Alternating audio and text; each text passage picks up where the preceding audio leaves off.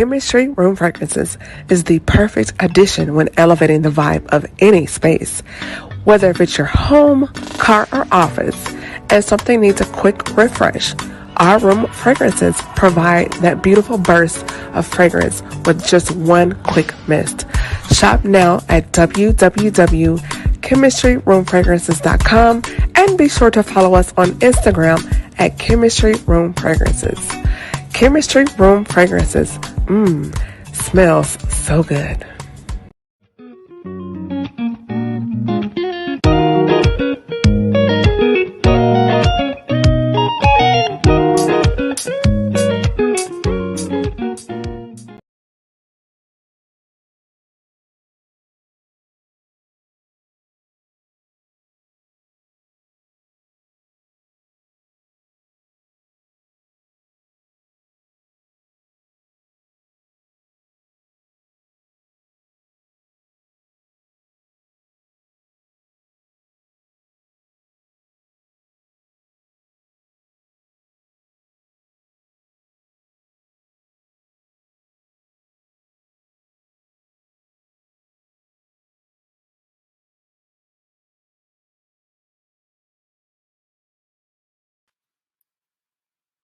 Hey, what's up, everybody? It's your girl, Camille Essex, host of the Speaker Podcast, the podcast where innovators and creators connect.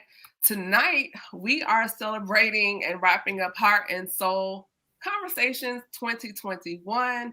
And the month of February, we've been celebrating Black love and marriage. And it's like, okay, married people, you've had your time. Now the single people are on deck, and we are here in full effect. We are taking over.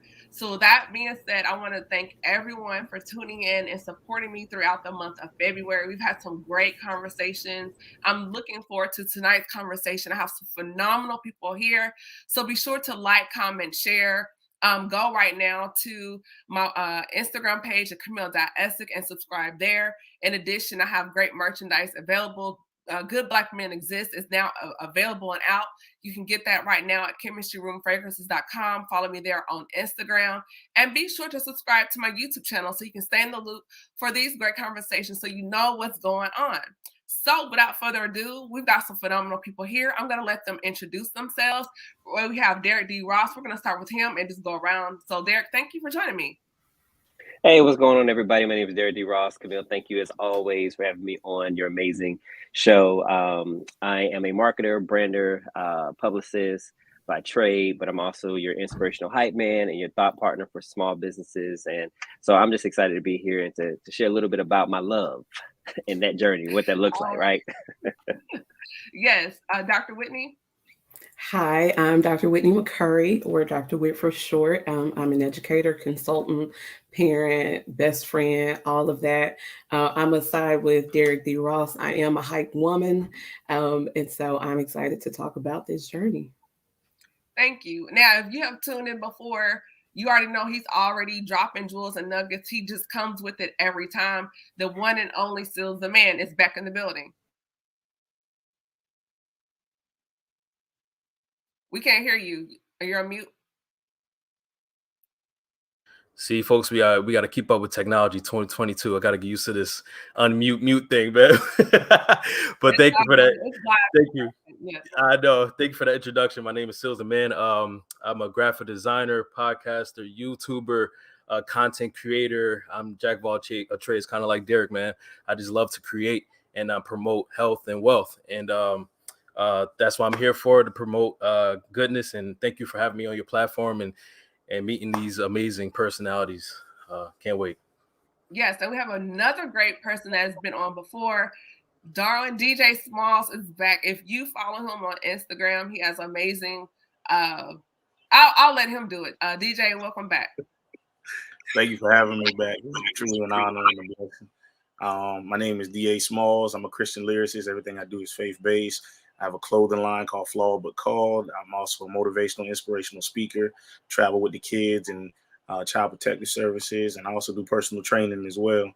And a little bit of construction, putting down floors and roofing and stuff like that. So I just thank God for this time right here, being on here. So thank you. Yes, and last but not least, H-Town is in the building. Come on. Yes, introduce yourself. Kaleb is here. Yo, what's going on, everybody? So my name is Kaleb Elijah, originally from H-Town. I am the owner and the founder of Lake and Prosper Custom Jewelry and Apparel. Our apparel and our jewelry is faith-based and affirming and self-love affirming as well. So, hey, thank you for having me on, and let's get this popping.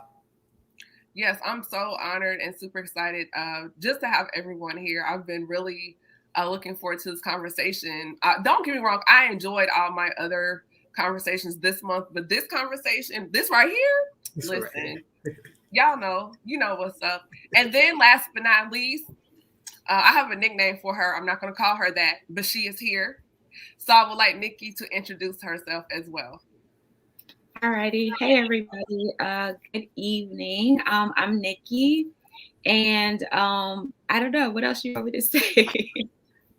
Well, did you just do a launch for your podcast? Yeah, that's right. I don't do well talking about myself. I'm sorry. So I just launched my podcast, which is Queens Connecting over coffee. I'm a full-time entrepreneur, professor, all of that. So yeah, I'm glad to be here. Hey, everybody. Thank you. So y'all know me. I like to choose violence. So I'm going in right off the bat. High value men. What's up with that? High value man, low integrity. Who wants to take it first? No.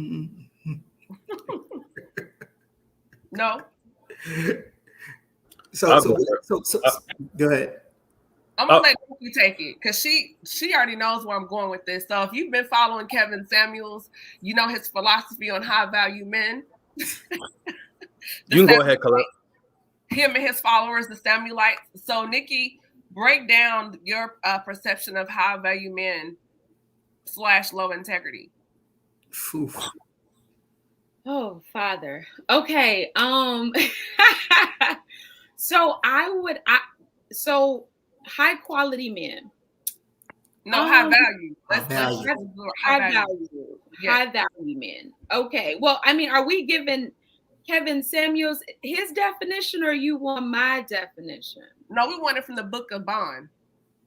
Okay. All right. Well, so high value. I think a high value man is a man with integrity. I think that he is a man that is true to himself, that he's authentic, he's genuine.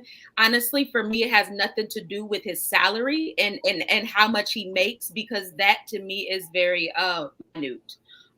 Because I don't think that determines a person's value based on what they make. But I think somebody that, that is respectful, that is a gentleman, that is somebody that knows how to hold a conversation, that knows how to engage, that is able to equally listen as well, not hear, but listen, because there is a difference. Low integrity. I mean, I think that speaks for itself. They're disrespectful. They are womanizers. They do not have a regard. They think that, that everybody needs to worship the ground that they walk on. I don't think that they reciprocate when it comes to relationships and just engagement with people. I think that they hold their esteem to materialistic things. I can keep going, but I'm going to stop there. I'll chime in for the fellas. So, my idea when we start talking about value, we've become so stereotypical. And so we place value on stuff and not the substance of a person. And so if I am describing myself as a high value man, then I'm not talking about the stuff that I have, but I'm talking about the substance of who I am. And so, when we have people like Kevin Samuels, it's his message really contradicts itself, because you say high value and you attach it to $1, but then you turn around and you call women gold diggers as well, because you're saying, hey, look for a man with high value and not looking at the substance of the man. So the thing is that when you are a man of substance, integrity and character and ethics should automatically come with you. We have to get to a place, especially when we're talking about manhood, kind of redefining what manhood looks like across the board, as men and women as well, collectively redefining what that looks like. Because we know, hey, we've been taught from generation to generation that a man's value is based on whether he can provide or not. And usually when we talk about provision, we're talking about finances, we're talking about material goods and wealth. So, to me, I think that a high value man has nothing to do with his dollar amount, but it has everything to do with his character, his sustenance, and his decency. Okay. You guys are not coming to play tonight. You came to slay. Okay. Yeah. Dr. Witt. Yes, come on. Dr. Witt, what do you have to say about that? So I need to jump in and piggyback off of Kaleb. We're looking at morals. We're looking at high integrity. We're looking at, what do you like when there's no one around? I'm thinking, how can you respond as my partner when you don't have social media looking, when the children aren't looking, when your family aren't there?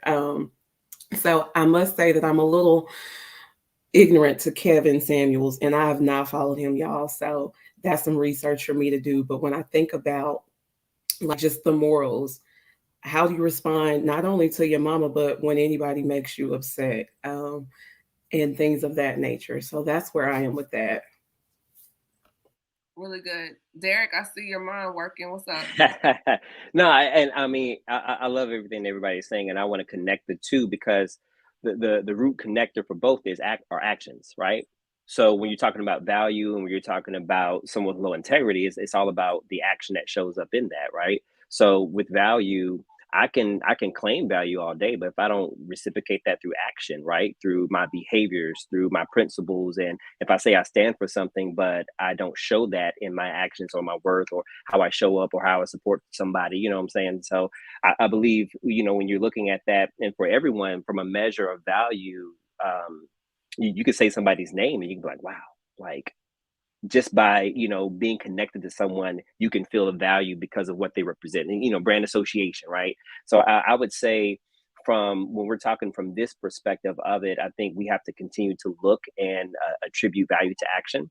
And then also, value doesn't necessarily have to be connected to an expert, right? You don't have to be an expert to bring value, right? You can walk up in a room and leave a comment and add value to someone's life just by showing up and sharing your experience, right? And so I think we also have to look at value from a perspective of, it doesn't have to mean expertise. It just means showing up authentically as who you are, bringing your principles and standing by your word, and everything that you bring to the table, and just being true to form when you come in person. Like, don't lie. If you're not that, then don't be that. And that's value too, right? Because if I'm not going to come in and fake with you, then you don't hold a certain expectation for me, and then I don't deliver, and then you feel let down. Value is saving room for other people to come in and show up too.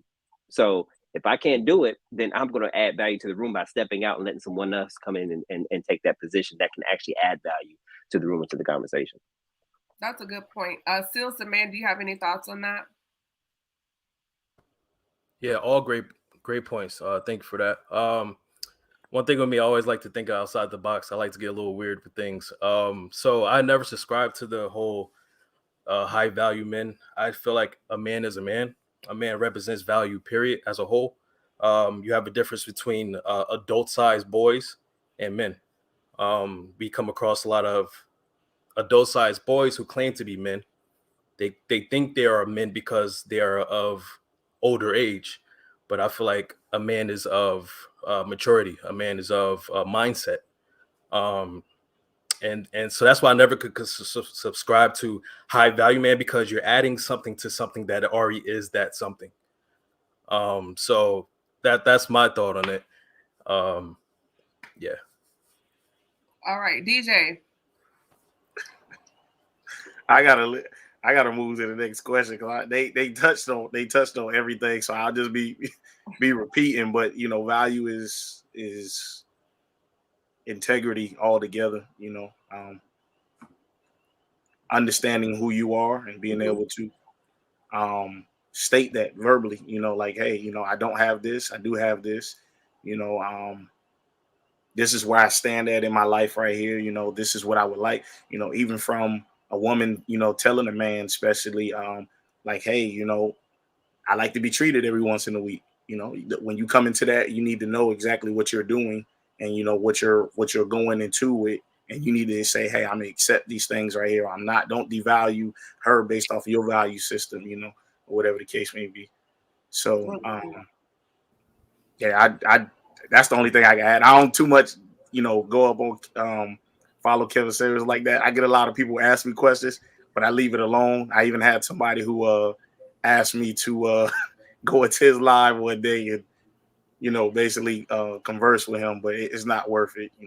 Don't cast your pearls among swine. Really good. So with that being said, I'm also going to let you lead the next question. We're talking about the dangers of internalizing rejection. So a lot of times when people go into relationships, they have experienced hurt, pain, rejections from the past. And instead of processing it, healing it, whether it's through therapy, counseling, they just take that on to the next relationship. It's like bags. You pick up a little bag, you carry it to the next relationship, and now you have 2 bags and going on and on. So, DJ, can you start the conversation as far as the dangers of internalizing rejection when you are dating or dealing with a relationship?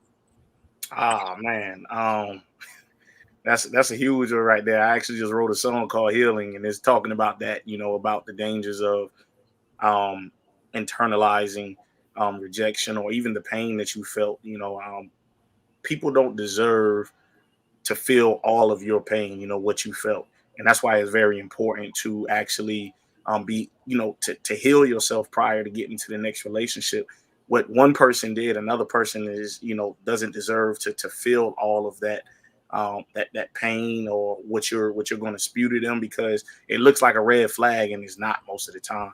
You've subconsciously seen something that remotely looks almost, not even similar, but just a slight bit of it makes you just want to move away from a person. So healing needs to take place prior to you even getting into that next relationship. Like you said, therapy is a big one. I take therapy. I had to learn that, and I'm gonna just put this out there. I had to learn that my first time of being hurt was my stepmother leaving out of my life in like 2 hours really fast. So every woman that came into my life, I end up kind of like saying, oh, she's going to leave anyway. And so that even if they wasn't, I had already kind of, begin the pushing out process. Maybe it was year 1, year 2. Ultimately, I still wanted a wife and kids. I wanted that whole marriage thing, but I started pushing them out already. So, I needed some of that healing prior to that. And that took place by me going back to where it all took place at. And, spiritually, I'm going to speak this. Yeah, God literally had to reveal to me that, hey, I'm taking you back to where all the hurt began. So the mending process can start right now. So you can be the better father. You can be the better husband. You can be the person that I need you to be. So what I give you looks just like a reflection of what love and unity is supposed to be. And so I'm going to leave that right there. That's good. Nicki? Yes. So I think that, so when we talk about internalized rejection, when it comes to people, I feel like, internalized rejection, we end up seeing an outward manifestation of what somebody is potentially going through. And just like the young gentleman just said, D.A. Smalls, is that we tend to get triggered a lot of the times by situations that we don't even know. And a lot of the times, because we're not healed, a lot of people cannot identify the root of it or where it potentially has started from. So anything that has a similar face, has a similar smell, has a similar look, it's going to cause that person to manifest. And a lot of the times the internalized rejection causes an outward rejection at that point. So then you end up rejecting this person that you may not potentially want to reject, but that is the only way that you know how to respond to the rejection, is by potentially either running away, either pushing that person away, or something of that nature. Again, it may be anger, it may be outrage, it may be a number of different things, and how a person may potentially respond to that internal rejection. But I think that the biggest thing is that we have to learn how to compartmentalize, and we cannot take our personal issues out on those individual people, because it's not fair. And we do, and I want to commend DA Smalls for taking the time to do the self-work, because I think that if we would take the time to deal with our own stuff, then we can stop hurting people in the process, because hurt people genuinely do hurt people. And it is hurtful to have to revisit those places, but it's better for us to revisit those places alone than to revisit them with somebody else in our life, because then we have to take them through that dangerous, ugly, nasty process, which in the interim can really impact those other people. And I think that internal rejection, I think it manifests in a number of different ways. I think it can turn into narcissism. I think it can turn into pride. I think it turns into bitterness. It turns into all types of stuff. And I think that, we have to, as our generation, I think that we really do have to stop and break the generational curses, because some of this is generational, and we don't know how to stop it. We don't know, we just continue to perpetuate it. But I think that we have to be able to, we have to be willing to allow God to heal us, because ultimately that's where our healing is going to come from. We have to identify those places. And I think that we have to learn how to, as we tell little people, use our words. As adults, we have to use our words, and we have to communicate in relationships to say, you know what, you just triggered me. You didn't do it, but this is reminding me of a situation, instead of ghosting people and disappearing and don't nobody know what's happening to you. We got to learn how to use our words. That's really good. Resma Minikin said, particularly he was referring to our community as Black people, people of color, that in our culture, trauma can look like culture, and we call it culture, but it's trauma. And so when we look at rejection, because as Black people, we experience rejection on an external and an internal level. When you look at society, but even within our culture, when you're looking at colorism, racism, sex, there's so many different parts and components. So then when you experience that within a relationship, it's like an amplifier, it gets magnified. So Kaleb, what do you have to say about internally rejection? Thank you, Nicki. That was a very profound, you articulated that so well. Thank you. Kaleb, did you want to touch on that? Yeah. So here's my thing when we talk about healing, and I want you all to hear me out. We're always going to be healing because we're always going to be dealing. And so we've already put ourselves behind the 8 ball, because we think that healing, there's a final destination to it. I'll tell you this. My mother died 4 years ago. I started healing from that. Last year, my dad died. I had to heal from that. I grew. I got older. I got wiser. Things happened. So in a relationship, for me, I don't necessarily need you to be completely healed, but I need you to be completely honest about where you are in your healing process. You see what I'm saying? And so we count people out, and we can't help what we don't acknowledge. We can't help what we're not honest about, right? So if I'm in partnership with you, and you can come to me and say, hey, listen, I want to be honest with you about something. I'm in this place. This is where I am in the process. I'm not completely healed from it. These are my triggers. And so it's not necessarily the healing part that we're having problems with. We're having problems with being transparent. We're having problems with being vulnerable, and we're having problems with being truthful. Why? Because rejection to us means embarrassment.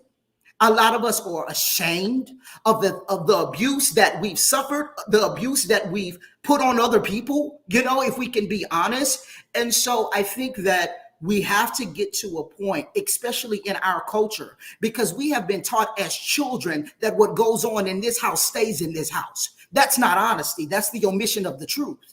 And so until we're into a place where we can go into our relationships and say, truthfully, I've been hurt.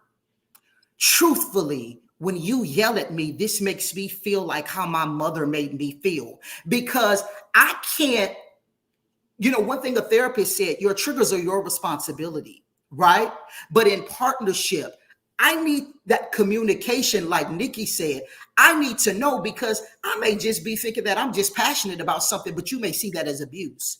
So if we're not having honest and open communication in our healing process, because we're always going to be healing from something as adults, from children, it's going to be something that's going to manifest. I think we have to get to the point in our relationships where we're not ashamed, nor are we shaming people for their honesty and for their truth and for their vulnerability and their transparency in our relationships. That's good. Sealz, we had a conversation before, and as he was talking, it was something you said that came back to my memory. And we're still on this topic as far as with good men, because that is your lane as far as your podcast. Congratulations on hitting 62,000, by the way. But with that being said, how can I word this the right way? Women need to be a vault for men. And the reason why I say this is because sometimes people are reluctant in relationships to be honest about pain, is because when you tell, it later becomes weaponized, right? Mm-hmm. So now it's like, it's not even so much as rejection. Now it's rejection plus fear, because it's like the last time I opened up, the last time I became vulnerable, like Nicki said before, there are some narcissists out here, and now they're using information because, in that phase, they're love bombing, they're mirroring, and because they're priming and prepping you, because now they're going to reach back in that bag. And it's like playing spades, pow, and they're hitting you with, they may start out with the 4 spades and come out with the 8, and then they start pulling all those books on you. So when you're getting your secrets weaponized, now it's gone from rejection to fear to weaponization. Sealz, can you kind of unpack that as far as how that really can impact a relationship with internal rejection? Yeah, definitely. To me, healing is closing the door to cycles. A lot of us, especially us Black people and minorities in this country specifically, we find ourselves over the past 400 years doing the same things. Our people as a whole going through the same cycles. And it's because no one came to give us resources to heal. Black people always had to find themselves within our own families to heal, while all these other races and cultures, they help each other. They commune.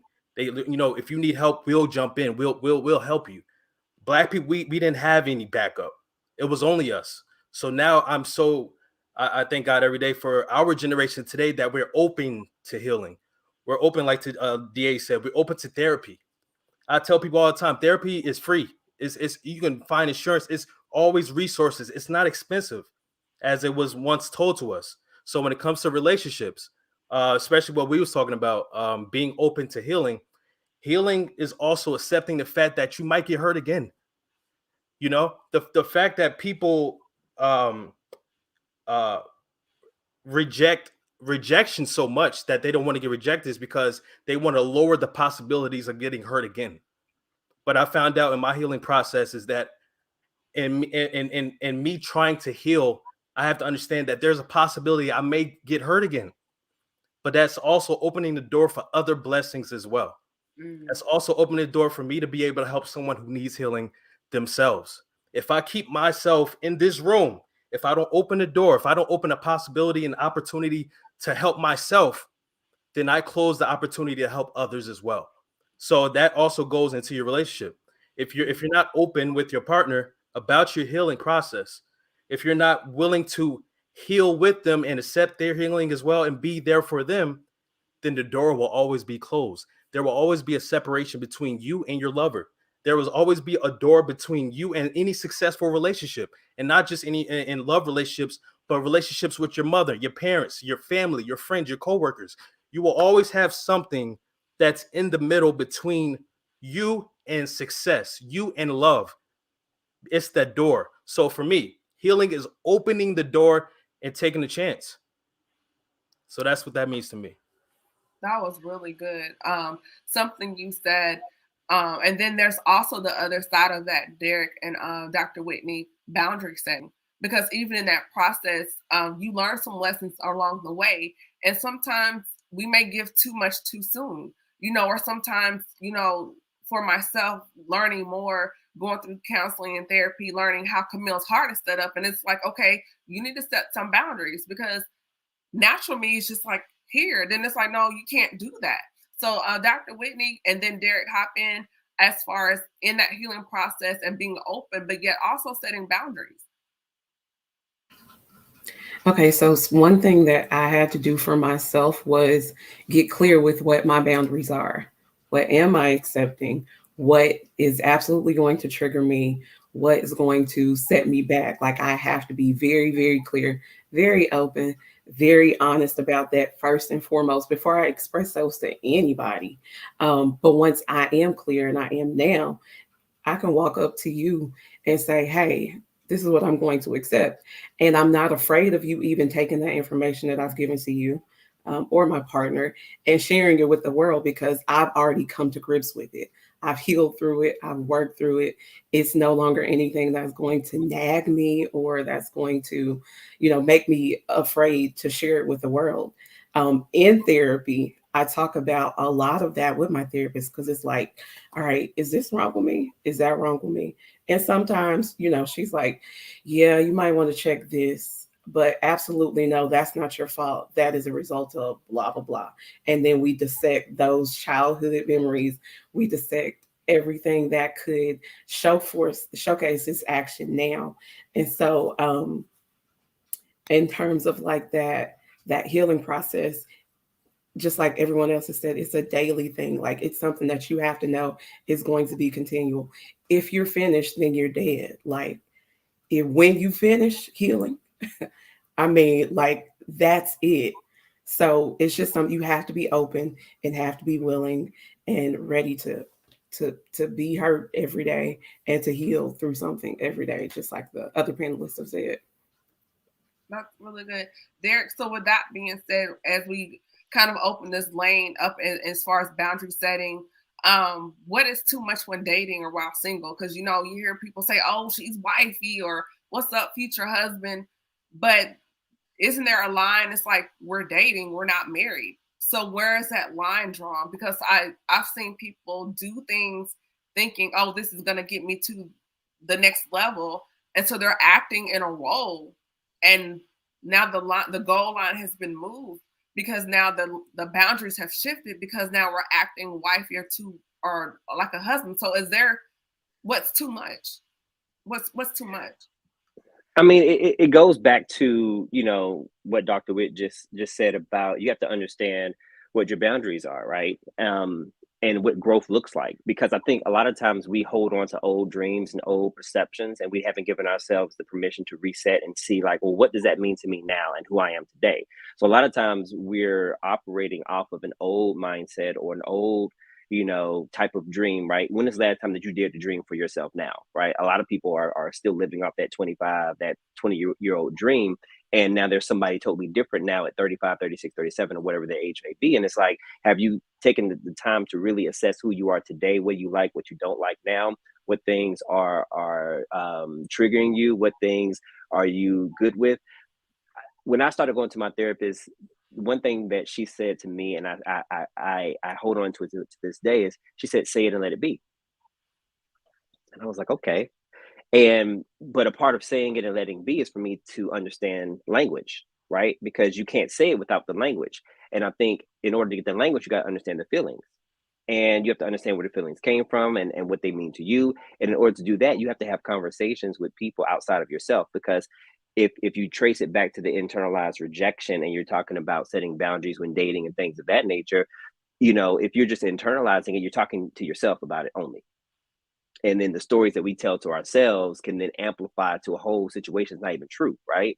And so we reject the opportunity for us to even grow by not even exploring it and having conversations with people who outside of ourselves, like a therapist or somebody who can help give us different perspective to see, hey, how is this working for me and what was my part in it, right? So that you can grow. And so it goes back to, you know, for me, that was my process. I did that work. And so even now when dating and somebody, you know, calls me bae, yo, up, hey, no, you can't call me bae, because first of all, you don't know me, and that's the term of endearment. And so I set the line really front and center early. Like I establish it. And if you don't like it, cool, that's a sign that we don't need to be talking.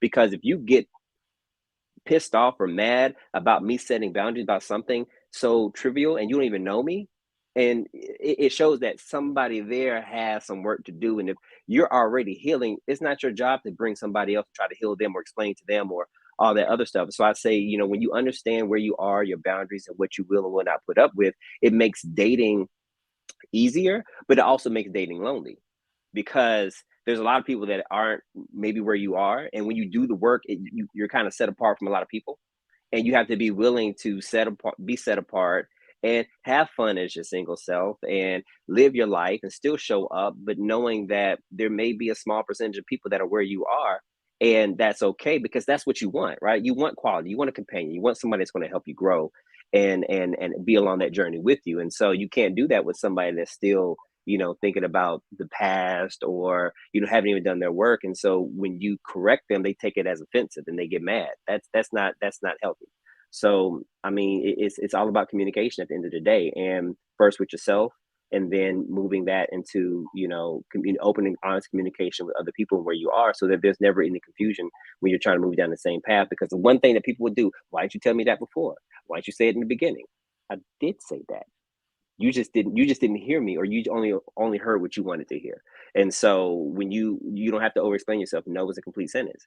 And I think the more bolder we get with our expectations, with our boundaries, where we are, and the work that we're still doing, it'll weed out people automatically, and you don't even have to worry about it, because people will cancel themselves out because they can't even handle the boundaries that you set for yourself, because they don't even have any of their own. That's really good, Derek. Thank you. Nicki, then Kaleb, what do you guys think about the dangers of role playing in a relationship? I think that it can be very dangerous, especially when you're playing with the wrong person. I think that you have to, that conversation needs to be had very early on. And I think that honesty is the best policy, but I think that you also need to, as a person that is playing the role, I think that you need to consistently evaluate your role, because it can change. And I think that, you know, we can go in and sit down and say, oh yeah, well, you know what? I want to be married. Well, I want to be married too. That don't mean we want to be married to each other. So I think that we have to figure that part out, because when we have that conversation, people then automatically will start trying to compartmentalize themselves within your life. And then it gets to that place of where it's like, oh, okay, no, like, wait a minute, what are we doing here? Well, I thought you wanted this. Well, I thought that you wanted that. And it's like, okay, somewhere we got off. Somewhere we are no longer on the same page.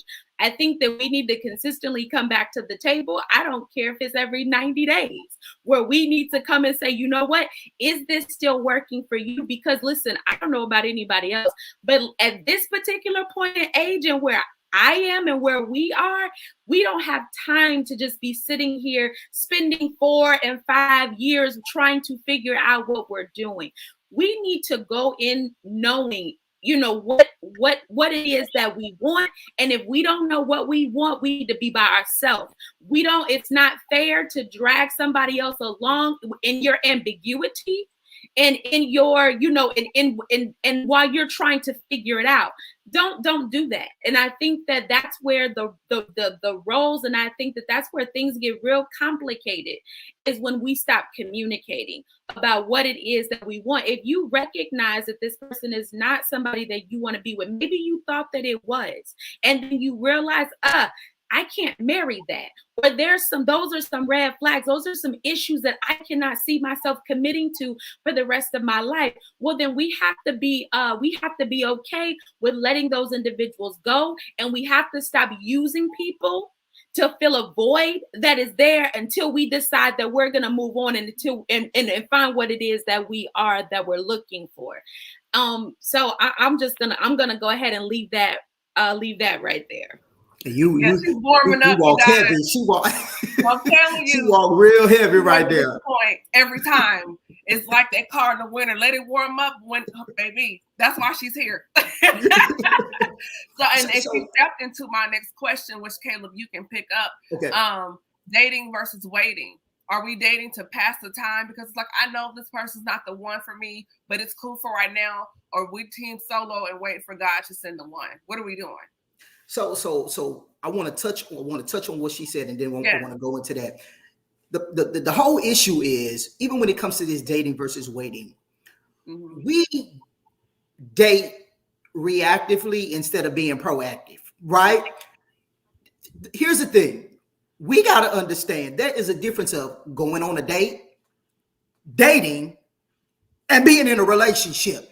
And us going on a date don't mean we gonna be dating, and us dating don't mean we gonna be in a relationship. And so what we're not doing is that we are not being proactive in these conversations. You come on, we've all done it. You ever just looked up and you was in a relationship and you've been in it for 6 months and ain't nobody had no conversation about nothing? Like what are we doing? Like, you just really woke up and we together. You my boo. We, you know what I'm saying? We put hearts and stuff on the Facebook, and we didn't change our relationship status, and we didn't have no conversation. So then you get in a relationship, and now you're trying to work backwards. Well, what's your favorite color? Do you snore when you sleep? You should have had all these conversations when you were dating. You see what I'm saying? And so when we talk about whether we dating or we waiting to pass the time, my thing is, it all comes down to intention. It all comes down to motive as well. You said something about, this whole playing wifey or playing husband. I'm gonna tell you how God really blew my mind. I was in a relationship, and I was doing things, and I was going around really saying it, y'all, that I was doing it from my heart. But when the relationship ended, I had all of these reasons that I brought to God that I felt played. But God said, did that person manipulate you, or will you be in the manipulative one? Because if you gave something and you did something and it wasn't from your heart, that means you was given with the intention to control the situation and a person without their buy-in.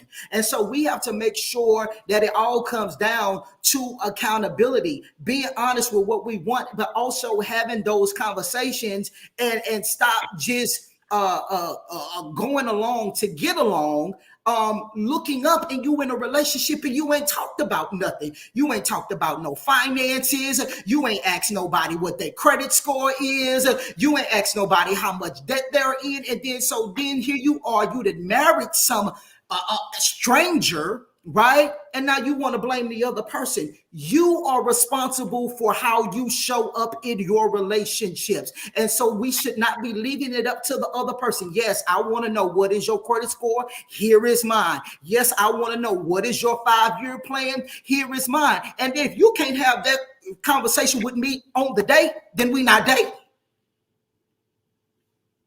And if we not dating, we shouldn't be in a relationship. It should be levels to this. And we're not going through the proper chain of command. We're just saying, oh, I like you. You give me butterflies. We look good in the picture together. Let's be in a relationship. And that is not a relationship. That is what you call a situationship, because you took your situation or how you felt right now and you got yourself a companion, not even knowing if y'all compatible. Mic drop. Sealz, and then Dr. Witt, because Sealz was losing his mind earlier. No, I was crying, man. Because I mean, how many times can we honestly say, like, even our friends sometimes, you be like, yo, you just met this dude, and you already halfway married? Like, whoa, what just happened? And it's so crazy because so in today's society, I think we have merged all of those things you just said, brother. We have merged relationship with dating, with courting, with Netflix and chilling, with so there is no separation now.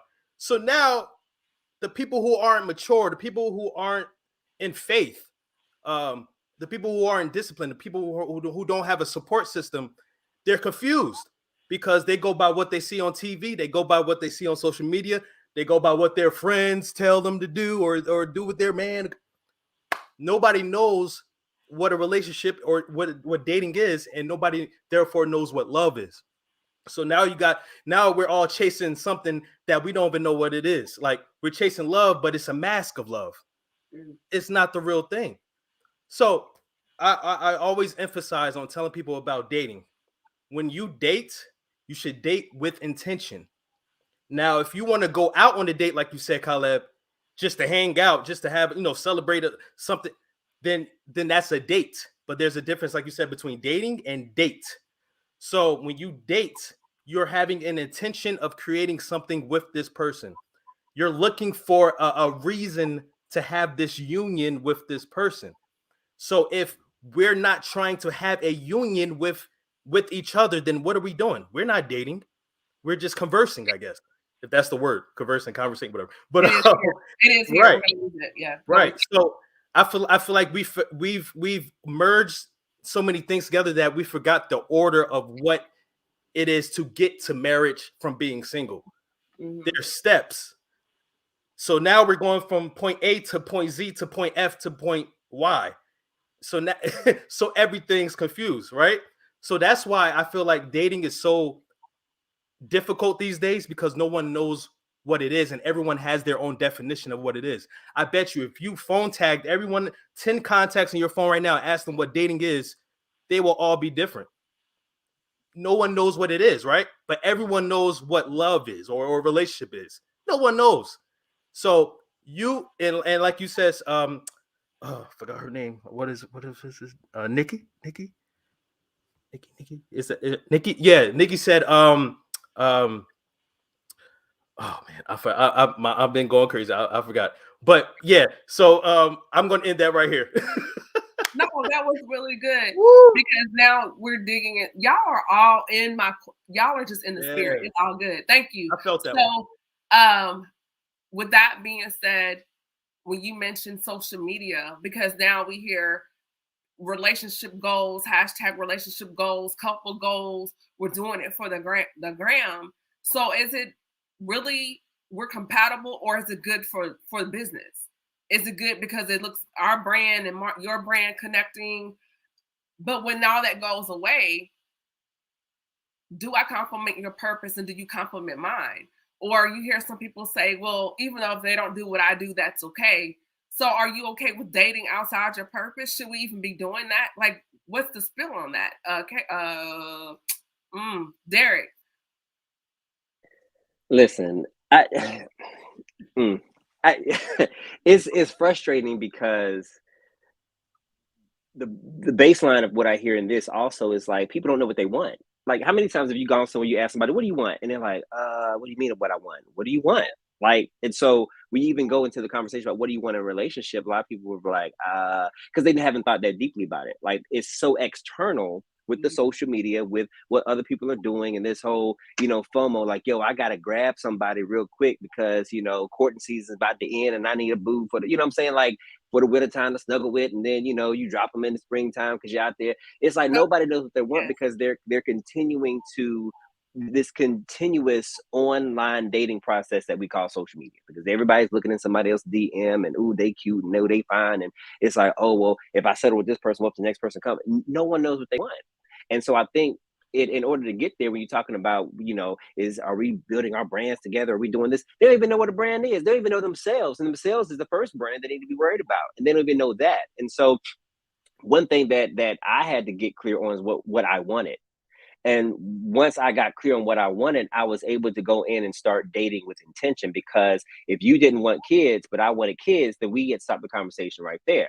If you don't believe in God, if you don't believe in God and I believe in God, we got to stop the conversation right there, because it's not going to work, because we don't see eye to eye there. And so when you know what you want and when you are clear about that it makes the intentionality of dating very easy, because now you can set up and just ask questions and be intentional about dating, because dating is a part of getting to know the other person and see if we're equally yoked, or if there's areas that we can build on and things of that nature. It's not all going to be perfect, but you're going to get to know, like, yo, we're vibing. Like, this is good. Like, I can see there's some areas that we're not necessarily the same, but that's good. But where it's valued and where it's important and where it matters, we are.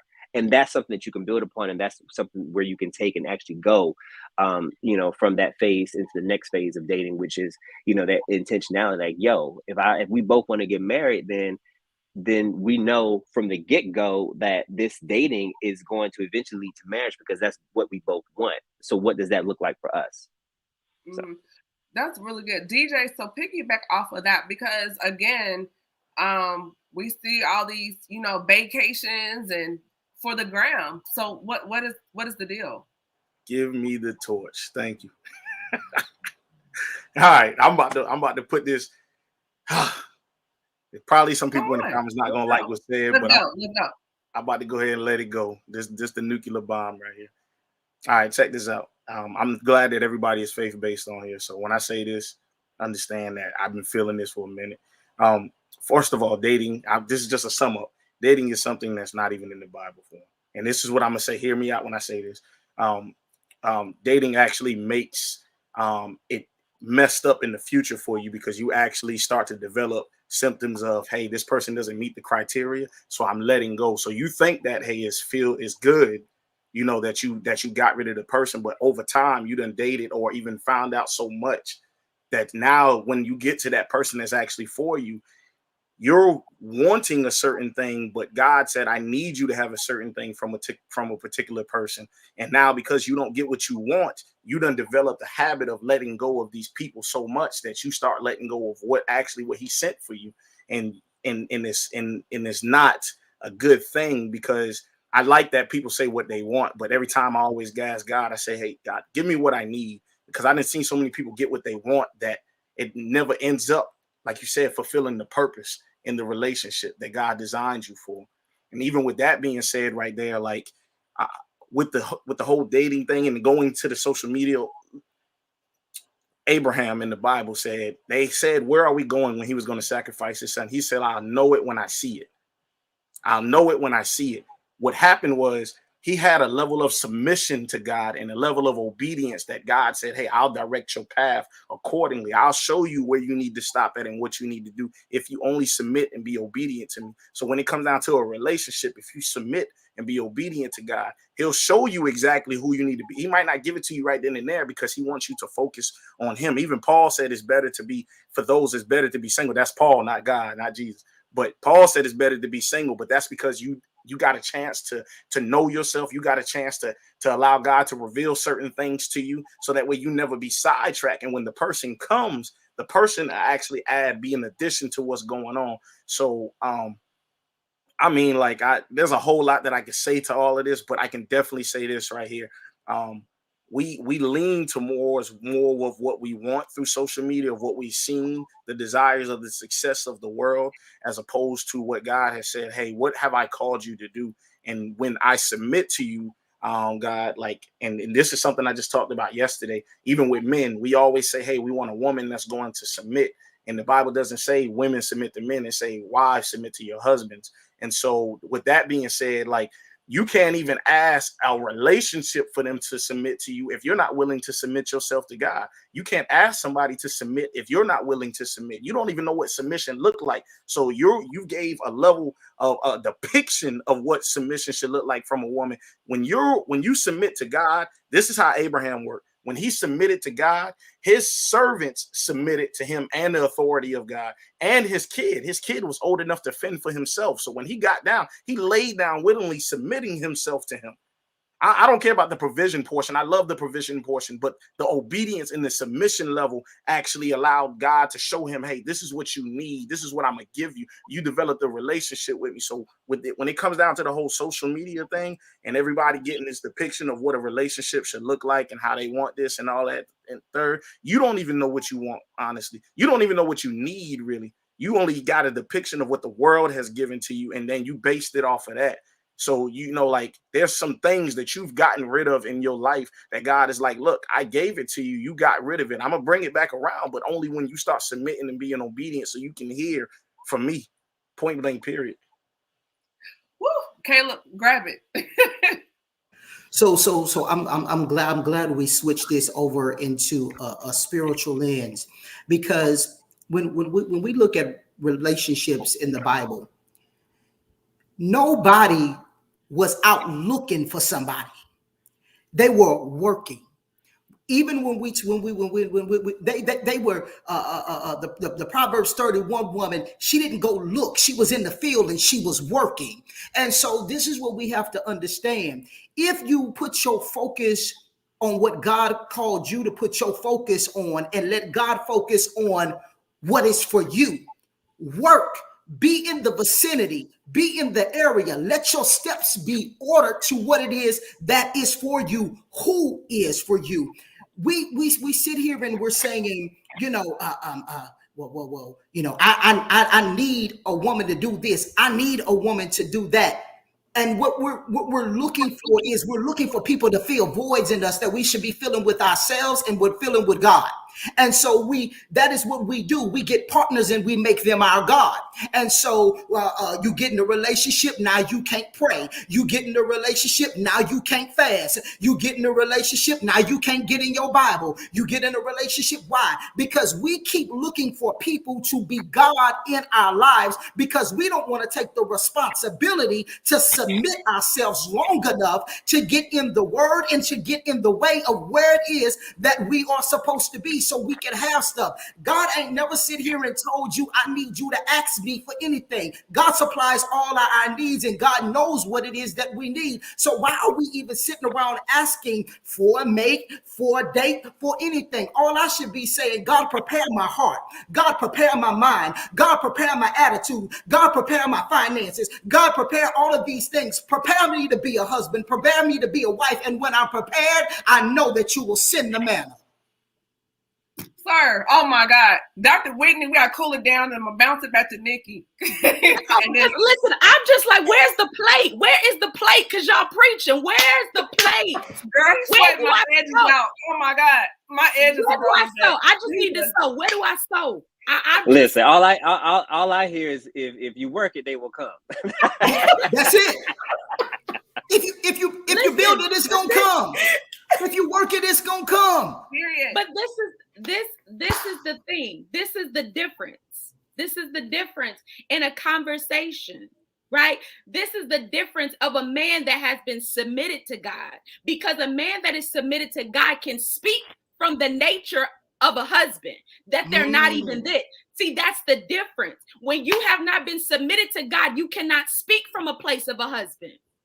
Oh, and if there's any women out here, let me say this from a man's perspective. Being a male don't make you a husband. Come on, break it down. So stop thinking that he's a husband just because he's a male. I'm gonna leave y'all with that. No. Unpack it. Let's go. Unpack it. Let's go. Yeah. Because we you know, and being a gender of a female don't make you a wife. We need to start being specific in saying, God, send me somebody after your own heart, because I might think that I need a woman who is submissive, but I might need a woman who's assertive for where I'm getting ready to go. You see what I'm saying? And that goes back to what Smalls is saying. Yo, stop having, even when it comes to these relationship goals, ain't nobody relationship goals my goals, right? Because I don't know what those people dealing with in the spirit realm. I don't know what they dealing with at their house. I don't even know if they subscribe to the same God and the same beliefs that I am. And so we need to stop being fooled by appearances and illusions. Do you know that there are people who they be fighting and then say they take this picture and you sitting here asking God for something else? That is, stop coveting other people's relationships, and maybe you wouldn't have their problems, and we wonder, God, why am I going through all of that? Well, you just said you wanted their relationship goals, so I'm going to give you the desires of your heart. Now go be miserable and go get knocked upside your head and stop asking and coveting what other people got going on in their relationships that you know nothing about. Be prayerful, be mindful, and be patient. I'm gonna let somebody else go because I almost jumped in. I also want to jump in this real quick too, man. I feel like a lot of people are also dating through with a sinful mindset. So like y'all was saying, a lot of people date for what they want in the world. But when you get something that's from God, when it's God-given, it's for you and only for you. But the things that are for you, you don't get tired of. So that's why you see a lot of people, they go on dates and they go on dates and they go on dates. And they might get exactly what they want in those dates. But it's not about what you want. It's about what you need, what's fulfilling, right? So you'll see a lot of people just date hopping. And then also, again, we're confused people these days. We confuse wants with needs. You can't get tired of of something that you need. I will never get tired of water and food, but I will get tired of McDonald's and Burger King. You feel me? Because that's not what I need. That's not I can't survive off of my wants. I can only survive with what God provides me. And that is what I need. Bar. Can you say that again, Sealz? I can't survive off of my wants. I can only survive on what I need, and that's only God given. So I really appreciate y'all opening my mind to that. I really do. Thank you. I was gonna say that. Oh, go ahead. I see somebody about to go. I was just gonna say this right here. Look, when again going back to the story of Abraham, the provision was only provided with the submission and the obedience. That's when the provision came. So Moses, he didn't go ask for a wife. He said, okay, God, I'm gonna go do what I need to do. And in doing so, God said, hey, I'm providing you with this wife right here because you can't speak correctly, but I got her that's going to be an assistant to you. Joseph, when he got thrown into a pit, and only when he finished his and this goes back to the healing thing. When I was talking about healing, and I'm glad we opened up this door, there's certain things as a man and a woman that you already know that you need to have set before you get into a relationship. Healing, like you said, healing will never stop. It will never cease. God may send somebody to contribute to that healing process that was going on in your life. When we talk about equally yoked, what I lack in, God will send, he'll provide into the other person, to do such a thing. I love my mother's and my father's story because real quick, my mom didn't want to marry this man. I ain't even gonna lie. I ain't even gonna act like he was the greatest of the great. But what I will say is that when she submitted herself to God, she said, God, please no, this can't be my husband. Ain't no way in heck. She was crying tears. But under her submission and her obedience, she called him and said, you're my husband. And he said, I know. Now, he didn't have a relationship with God like that. He said, I know. He was just being cocky. But when she got to the door, she was ready to knock this man out. Under her submission and her obedience in her heart, she started crying in tears when he got to the door and hugged them. There was a level of things that my father provided. And these are my step parents, but that he provided that she needed, that he was going to equip her with. And there was a level of things that she had that she trusted in God. He trusted in the world. So now she came in there, and God even says this as husband and wife, don't leave them just because they may not believe the same. She trusted in God, and God sealed the deal, and he started working through him. Now my father's like in church. He wants to know more of God. He might not say it, vocalize it to us, but that's between him and his wife, how it's supposed to be, and then there's levels of things that she couldn't give us. He knew how to show compassion. He knew how to show certain things that she didn't know how to do. She was dreadful in those areas because she never received it. Now she's calling constantly and stuff like that. When you submit in obedience, that's the biggest thing that God has been giving me. I even got hurt recently, and I just use this as a vulnerable testimony. I got hurt recently with the mother of my child. The reason why is because God reminded me that I was idolizing what I wanted so much. I wanted a husband. Not a husband. I wanted a wife. I wanted to be a husband, and I wanted a wife and have my kids. And that depiction of what the world gives, and then you think that you can go into everything that God was like, look, I called you to do certain things, and now you're idolizing what you want. And you're not seeking what I need you to do. You're not seeking me wholeheartedly anymore. That's what you was talking about when you said that, oh, you can't, now you don't pray. Now you don't. I was praying, but I wasn't praying as much as I was like I used to. I was fasting, but I wasn't fasting as much as like how I needed to be, just so that way I can actually, my kids depended on that. Ain't got nothing to do with my relationship. My kids depended on that. And if I submitted to him, everything else will align and accord, will be how it's supposed to be. It will shape how it's supposed to be. So I just wanted to throw that in there right there. Dr. Whitney. Yes, ma'am. Come on. Okay, there's so many things that I need to grab, but I'm gonna make this as succinct as possible. So a minute ago, somebody talked about getting what you want, right? So I can go get what I want. After I get it, do I really want it? No. Done that. Did that. This man checks every box on my list. Okay. Not the list that I submitted to God, but out of my sin, out of my flesh. When I got that man was not good for me. I won't say the worst thing because I selected it, every choice that I choose, I got a consequence. I had to learn from it. I had to grow from it. So being very, very key with what does God want me to have? What is needed for my purpose? Not I need to link with you because we both have this type of business. We can grow here. We can be the next power couple. We can be the next ministry couple. We can be the face of, ABCEFG. God, what do you want me to have? And while I'm waiting for him to come, God, what do you want me to do? How do you want me to serve?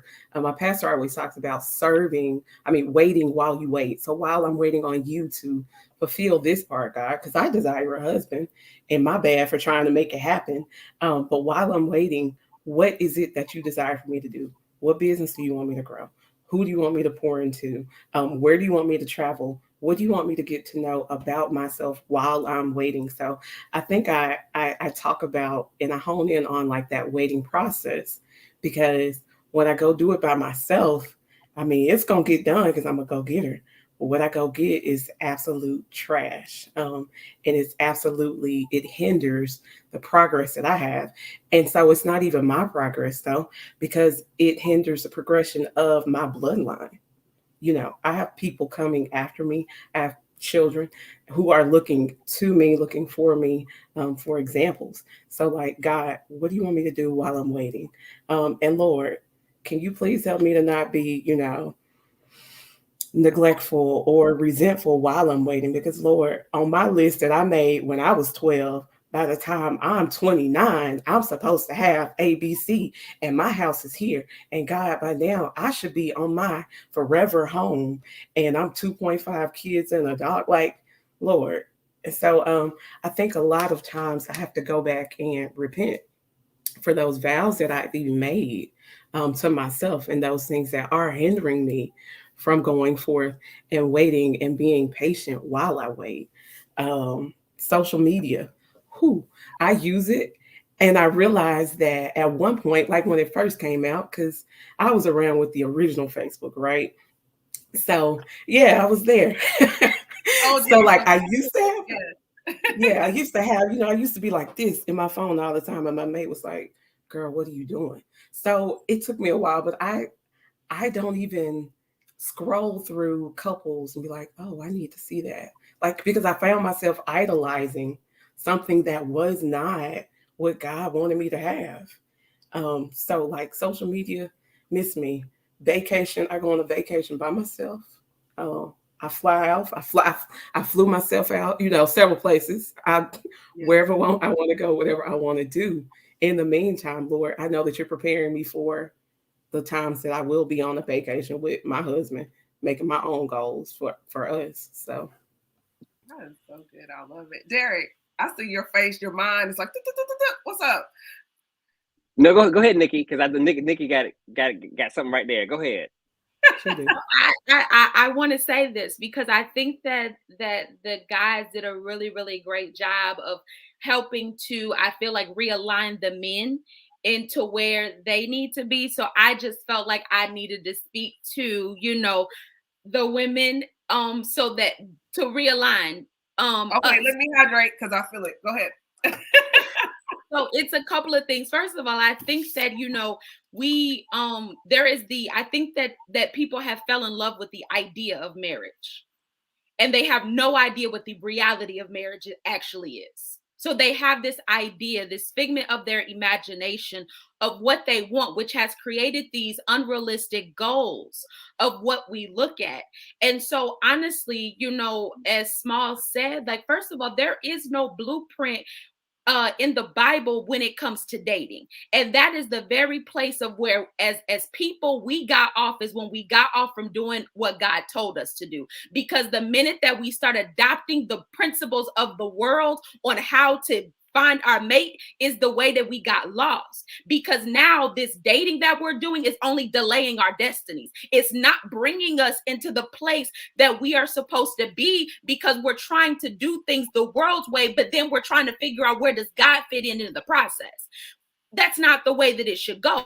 We do it God's way. And when we do it God's way, then that's the way. He knows the way that we take, right? And so then the other thing is that we have these goals of what relationships are going to be, but the ultimate goal is the way that understanding the institution of marriage anyway, which is Christ's relationship with the church. But we're looking at what outside people's goals are. That's why we're number one messed up. So we have a very jaded perspective of what marriage is even supposed to look like. Because if we truly understand and go back to what it is that marriage looks like in the first place, then we could then understand and to figure out what is it that we're supposed to be doing? What is it that we're supposed to be looking for? Because again, if Christ and if God is the center of everything, that's the 3-strand cord that is easily broken. And we're not bringing the third strand in when we start dating, we're wanting to bring him in when we get to the altar. You did all of that dating and all of that relationshiping, and you never brought him in until you stood at the altar, and now you want to bring vows before him. He has not even blessed that. This is the reason why it's jacked up. It's because now you want to bring him, you want to incorporate him into something that you did on your own. And then as women, when we're looking for a man, the Bible says that he leaves his mother and his father and he cleaves to his wife. There are too many women trying to get with men who have not even left their mother and their father. He can't cleave to you because he's still cleaving on his mama. So this is the reason why you're trying to get this little boy to become a man. He has not even done the first step. He's still over there. So you as a man can't even cleave to your wife and trust your wife and be vulnerable with your wife because you're still having your mother in that role. And as a woman, and so we are trying to, and so we're trying to be like, oh, well, he's this and he's that. He's not mature. We need individuals that are going to be, they need to be mature. And even as a woman, you have to check yourself. Because it's safe enough for him to uncleave to his mother to cleave to you. Maybe you're not a safe place. Maybe that's the reason why he hasn't left his mom. It's because you've not shown and you've not exemplified that Proverbs 31 woman in the first place. So if you would do what you would need to do over here and start worrying about why he won't over you, that's not our role, because the Bible says a wise woman builds her house and a wicked woman tears it down. So what house are you building? What foundation are you laying for him to leave and to come and to say, you know what, this is a firm foundation. This is a place where this is my place of refuge. This is my place of peace. But if you are over here causing all types of hell and all types of confusion, and you're operating with this Jezebelic and this Delilah spirit, no, you've not shown that you are ready. Because see, Ruth was found in a field. She wasn't found in a frenzy. And it's a lot of women who their lives are in a frenzy. It's a lot of chaos. And no man wants to come into that type of environment. So you have not created an environment. You've not created a place for yourself to be found. So instead of, and this is the thing. I think if a woman wants to shoot a shot, I completely am okay with that. I don't have a problem with that. That's to each his own, right? But you got to be in a position to where you can be found, because he has to find the wife. Where are you at? Are you even in position? Have you found yourself ready? Because like they just said, a woman was always found working. She was always taking care of her business. She was always doing what she needed to do to get her house ready. So you're asking for this man that is making 6 figures. What are you doing? Because see, Ruth found herself working in order to get the type of man that she wanted. Listen, women, all of these unrealistic expectations. Well, he got to do this and he got to pay 50-50 this. And that stuff is trash. It is so trash. And we have to, as women, I think it's toxic. It's so toxic. Well, he got to wait. I know what I'm bringing to the table. You're bringing a lot of anger. You're bringing a lot of hurt. You bringing a lot of pain to the table, and nobody wants to marry that. So we gotta, as women, I feel like we have to do better, and we have to make sure that we are doing our part, so that way we can make sure that we are attracting what it is that we desire. And we need to get back as women. Men talked about how they need to submit. They need to be able to submit to God, right? That is the order. He submits to God, and then we submit to him. If he's not submitted to God, then why are you even submitting to him? He has already showed you he cannot steward your life. If he cannot even steward his relationship with God, he can't steward you. He can't steward your children. He cannot steward your family. And I'm going to be done with all of that. Mic drop. So you made a very good point. It also ties back into healing, which we discussed earlier, because speaking on the ladies' side of this conversation, it's not cute. You're having a spasm. How can I say this tactfully? Using your words, as you said before, because there's a way you can communicate to a man without emasculating him. There's a way to disagree and fight fair without going below the belt. And as I said before, weaponizing some of those things, because in a disagreement, women can start talking, and now you're saying some things you should not say. And I've said before, there was a time I was out in public in a store, and I heard in the next section over, a woman, and I guess they were married, she was talking to the man. And I kind of peeked around the corner, and I acted like I was, shopping or whatever, but I was really hustling the conversation and just watching the interaction. And she just started going, and I could see his face. They were in public, but I could read beyond his expression.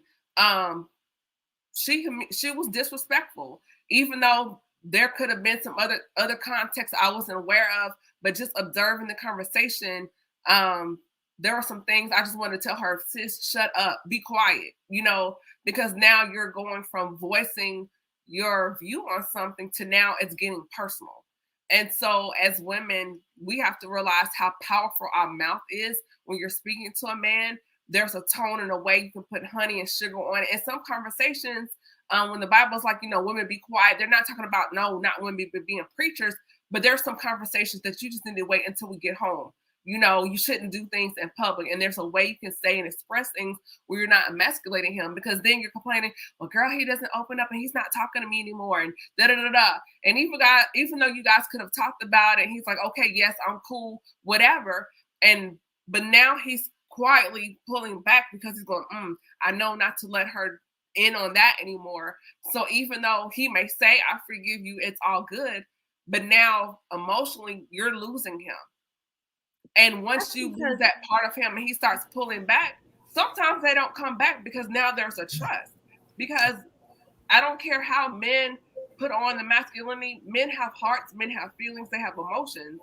And now you're tapping into rejection or some other things he may not be sharing with you because of what you're saying. Because as women, we should be the safe place. We should be the place of peace. We should be like the vault. So if he's trusting you enough to lay his head like Samson in your lap, not to be a Delilah, but a place of peace and his serenity, his safe place, when you're having a time of disagreement, that is not time for you to pull out, well, that's why, no, that's not how we're doing that. So now you're tapping into little girl mode. You're not acting as a queen or a woman as a wife. You're acting like a little girl. And you need to correct yourself. And women need to be delivered. I need women to get delivered from this masculinity.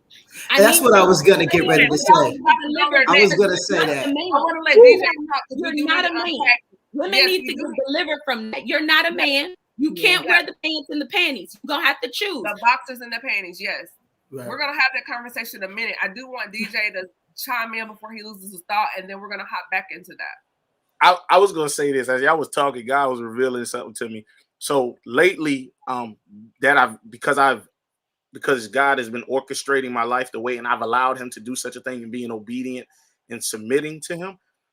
There was somebody who told me something. This happened a few times. I don't know what it was, but what they told me, and I didn't understand it until God revealed it to me. Again, this goes back to obedience and submission. Watch this. They was like, hey, you speak without speaking. There's a level of kingmanship that you possess when you don't say anything. the level of submission and obedience that I've developed with the Father make sure it ensures a woman, because they feel your spirit now. Whatever is attached to them, I can't just say it's the woman. Whatever is attached to them, whatever they picked up over time, whatever doors that they have opened that allow them to act like that, recognizes that, hey, you will, that Holy Spirit that resides in you will not tolerate that right there. And when you submit, there's a level of submission. This is why I always say this. When you submit, there's a level of submission that a woman will have. It's just her spirit recognizes the kingmanship inside of you, and all of that other stuff that goes, you don't pick up those things right there. Again, that goes back to dating and all that other stuff. You know, that's why you already know what she's doing. You've seen her do it with her friends, so you can't expect her not to do it with you type deal, you know. So, but when I heard them say that, I was like, God, what is it? The submission and the obedience, the Holy Spirit that resides in you allows their spirit, whatever it is that's attached to them, to actually bow down, and not in a way of like, hey, I'm bowing down, like, you know, like this, but in a way of, hey, this man will not tolerate this because he understands who he is as a man. I can't even talk to this man the same way I would talk to, because he understands he's a man now. Not you don't become a man with age. You become a man when you start following the ways of Christ, when you really start getting into that submitting and obedience level. I don't care how old you are. If you don't follow the ways of Christ, you do not become. I spoke as a child. I conducted myself as a child. But when I became a man is when I put all my childish ways aside. This is what the Bible says. When it talks about that, it's speaking about not your age, not what you can provide or whatever the case may be. It's speaking about now you understand the Christ-like walk that you have to have. And in doing so, that woman will submit to that right there because her spirit recognizes that. And if it doesn't, it'll move away. It'll vacate the area. So I wanted to say that because even when that lady was yelling at that man was probably, that person was probably still a boy, haven't submitted. And he already should have known to say, hey, you know what? This right here isn't how I conduct myself. This isn't even how God called it to be. That, like you said, they're dating. So since they're dating and he don't understand where he stands at with Christ, his kingmanship, he'll allow that to happen. His spirit allows that to happen because what's attached to him, the depression that may be attached to him, the things that he went through in life, those things accept that. But the Holy Spirit that resides in you, when you actually walking with God, doesn't accept that. It won't even allow that to happen. And that's what I wanted to say, because I thank God for that. That's not boasting, but I thank God that, hey, when they said that, it was like, dude, you speak without speaking. But that came with obedience. That came with submission unto God. And that's how that works right there. I wanted to touch on something. You know, too many of us, we are saying that we are looking for partnership, but we're looking for a resolution from the love that we didn't get from our parents. And so there's too many men, like Nicki said, you're looking for somebody to come and be your mama. You're looking for somebody to come and clean up your mess. You're looking for somebody to come and coddle your bad decisions. But likewise, there are women who they are looking for the affection. They're looking for somebody to come and validate their tantrums and all of these unresolved issues. And so when we talk about healing, we have to say, hey, you know, I want partnership. I don't need a father. I don't need a mother. I need partner. I need partnership. I need partnership. And so that goes back to that healing childhood trauma. That goes back to dealing with those mother and those daddy issues. It goes back to going to therapy. It goes back into praying. It goes back to being naked before God, so you can heal and you can get those unresolved issues resolved. We keep jumping from relationship into relationship, because when this person don't give you what you wanted from your daddy, then you leave him. When this person don't give you what you wanted from your mama, then you leave her. And we keep going, and we're looking for things in people that we did not find in our parents. And it is nobody's responsibility to come and clean up and wipe up your mess, man or woman. Also, what we have to understand is that marriage is ministry, and there's too many people that want to be be poured into, but they don't want to pour out. They don't want to sow seeds into anybody. They don't want to lay their hand on their husband or their wife. They don't want to birth anything out into somebody. And we keep wanting people made already. We want all people already with it all, and we ain't got nothing. We want people with a certain level of healing, and we still dealing with things, and we're not bringing things to the altar. We want to, there are women who you want a man with a 6-figure salary, and you got a 520 credit score. You keep saying, oh yeah, but I want to be equally yoked, but you ain't got nothing to equal up to. And so we got to start being real, and we got to start being honest, and we got to start really looking at ourselves in the mirror and saying, say, bro, you ain't got nothing but an air mattress. Which way you going to bring a wife to live? We got to start really saying, say, sis, you don't even know how to cook. What you going to feed a man? We got to start being real with these things and looking at ourselves and understand that God is going to bless us according to our level of maturity and integrity and what we rightfully deserve. So you might not be in a season where you deserve a 6-figure man. Maybe you need to take this 1,000 there and be grateful for your little bit of things so God can make you ruler over many. Not the 1,000 there. So are we Builder Bay Central? Like, what is going on? Because you got potential, and then you got the, what I call Builder Bay. He's under construction, and you're building. Like, what are we doing? That's what we do. We building. We trying to make Builder Bays out here. And we trying to build people. We want to say, well, you got potential, and no, we need to say, hey, baby, this is what I come with. This is what I come with, and then we need to really start being honest with ourselves. Stop sitting here saying that you trusting a God for a man with this or whatever, but you accepted that, and now you mad at God because that's what you accepted when God had something different from you. You accepted it. You accepted it. The devil brought it to you, and you said, devil, I think I'll go with this. And now you are with Lucifer's spawn, and you mad at God saying, God, why did you give this to me? God didn't give that to you. You accepted it. The devil gave it to you, and you took it, and you need to be mad with you and Satan. Look, Dr. Ross, I need you to throttle us back, and then we're going to let Sister Evangelist Nicki come on through because you've been quiet, sir. What's up?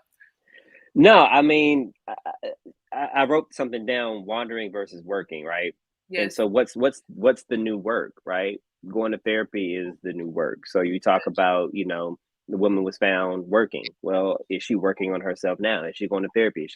Is she's working through the childhood trauma? Same thing for men. Like, are we working to be, obedient and submit to God? There's work that needs to be done, but I think a lot of people are wondering. They're wandering around trying to find something that pleases them in the immediate, but it's only going to be a temporary satisfaction because at the end of the day, the house of cards is going to fall down. Mm-hmm. So you have to be clear. And I think a lot of people don't understand when they hear work, they get afraid, right? Work, that sounds hard. I mean, anything that's going to be worth it is going to be hard at some point. There's never going to be an easy, we have our ups and downs, right? When you think about life in general, right? When you think about all the high moments, they're here.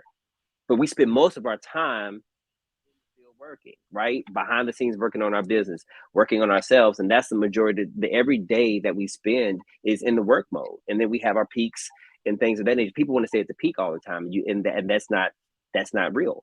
And so what I've been thinking, and even with the conversations, is like, how many of us are really, in the beautiful uncertainty of the now, of the present, of allowing life to happen, of exploring it. And instead of always thinking about what the next thing is, God is in the present moment. And that's the only time that we can be with God. I can pray with God right now. I can't pray to God tomorrow because I'm not in tomorrow right now. And so we got to stay present and work in the present for what we want in the future, because what we do today is what's going to lead to the next thing, right? The work that I put in today, the vulnerability that I have today, the times that I'm afraid to say, you know what, I messed up. The more I say it in small doses, the bigger the impact is in the future. But we have to start somewhere. And I think, for those who may be listening and be like, well, wow, this is a lot that y'all dropped. It's like, start right now. Start with the one thing. Start with an apology to somebody that you're like, you know what, I messed up. That grows, that builds. You're laying seed. And when you lay seed in a good foundation and good soil, it's going to grow, but you got to continue to need it, right? There's a period where shit is going to turn into it's fertilizer, right? So look at those situations and be like, okay, yeah, that was effed up. I didn't like it, but there is something in it, because I heard some other day, like, we waste opportunities when we don't find the gift in it, when we don't find the purpose in it. We waste that opportunity, and the potential is lost when we don't find something in it. So take the time to find back, even if we go back and find something in the past, right? This is, it's still there waiting on us to go get it. And so do the work. It's going, you're not going to, I promise, you're not going to miss what's yours. And I think that's the fear. People, they feel like they're going to miss what's theirs. Yeah. That's really good. So Derek, Sealz, Kaleb, DJ, I hear on social media, because I look at a lot of posts, comments, reels, or whatever, as far as what men are saying now that they prefer. So is it really a preference, or is there discrimination? Like, is there a fine line? Because there's this I don't date, whatever. So can you guys kind of delve in that before we circle back to premise Nicki said earlier, as far as the line between discrimination and a preference, or having a type? And this will be for the ladies and for the fellas. It's discrimination off the rip. I would tell you why. It's kind of like the whole white and black racist thing, that, everything that's going on. Like, when you're not introduced to it, you don't know, what to think. So you just see another child and you love on that other child because they're a child, but then the moment you hear something like from a parent, like, hey, this black person, this is that and the third, or this white person, you start developing those emotions. So when I say discrimination, I just had to get on, I'm not going to say who, somebody very close to me. And I had to get on them about that, because they went through a traumatic experience with teenage girls at their school. So they was like, hey, you know what? I'm done with this, these people right here, this race. I want, this race right here, because they don't do this, they submit, it's all about what you're introduced to. Like, I guarantee if his older self never had anything to deal with that, and as if he was my age and he've encountered women who actually know how to love and nurture correctly and stuff like that, he wouldn't have felt that way. But he's been hurt traumatically, and so it becomes discrimination after a long time. I can't just say it's preference, because I'll be real with you. That song, I ain't got no type. I have no type. I am not gonna stunt with you. I had a type, and then God really, and it was discrimination, because at the one point in time, the whole light skin, long hair stuff was in style, so everybody was just like, and I was like, I got to get, because they were saying that. But it's when I became an adult, a man, and I started realizing, like, oh, this ain't it. God was like, look, I'm gonna show you something through multiple people right here. He started showing me great stuff, and it didn't matter what your skin color was, and it definitely didn't matter how your hair looked or anything like that. So at that point, I had to say, I like what you got, but I understand you're not mine. I had to be honest with myself on those levels right there. So I'm gonna stop right there. Okay, Sealz. Is there discrimination or type, or is it preference? I feel like it's a sign of hurt. I feel like it's a sign of ignorance. I feel like it's a sign of trauma. Every man specifically that I've come across that said that, oh, I don't date black girls, or I don't date a certain group, they usually have been hurt in the past, and they haven't confronted it yet. The reason why I love black people and black women specifically so much is that the black woman can be as white as snow and as black as ebony. So if you're saying you don't love black women because of the color, brother, which color? Black women are they have the mother gene. Without black women, there is no other race. So if you don't like black women, then what do you like? Are you an alien or something? I don't understand. Because so then it goes to the thing, are you a colorist? Are you saying you don't like black women because they're too dark for you? But like I said, we come in all shades and colors and tints. So is it that you don't like our that the attitudes? Oh, black women have attitudes, so you don't like our culture. You don't. So, brother, what? Please, let's talk about it. Because clearly you're going through something. This is not about women no more. It's not about preferences or discrimination. You're hurt because what you're saying doesn't make logical sense. So that's what I see when people say like they don't date a certain group or whatever. Yeah, so let's talk about your hurt. Let's put that aside and let's get to the pinpoint of the source of the problem right here, because there's something definitely underlying when people say things like that. So that's what I hear in my head when people say things like that to me. Someone needs a hug. Kaleb, what's up? What's going on? Let me tell you something. When I I'll be 39 in July. Come on, and, when I was a little bit younger, it was, I had a preference, and I still do have a preference. My preference is who's gonna bring the peace.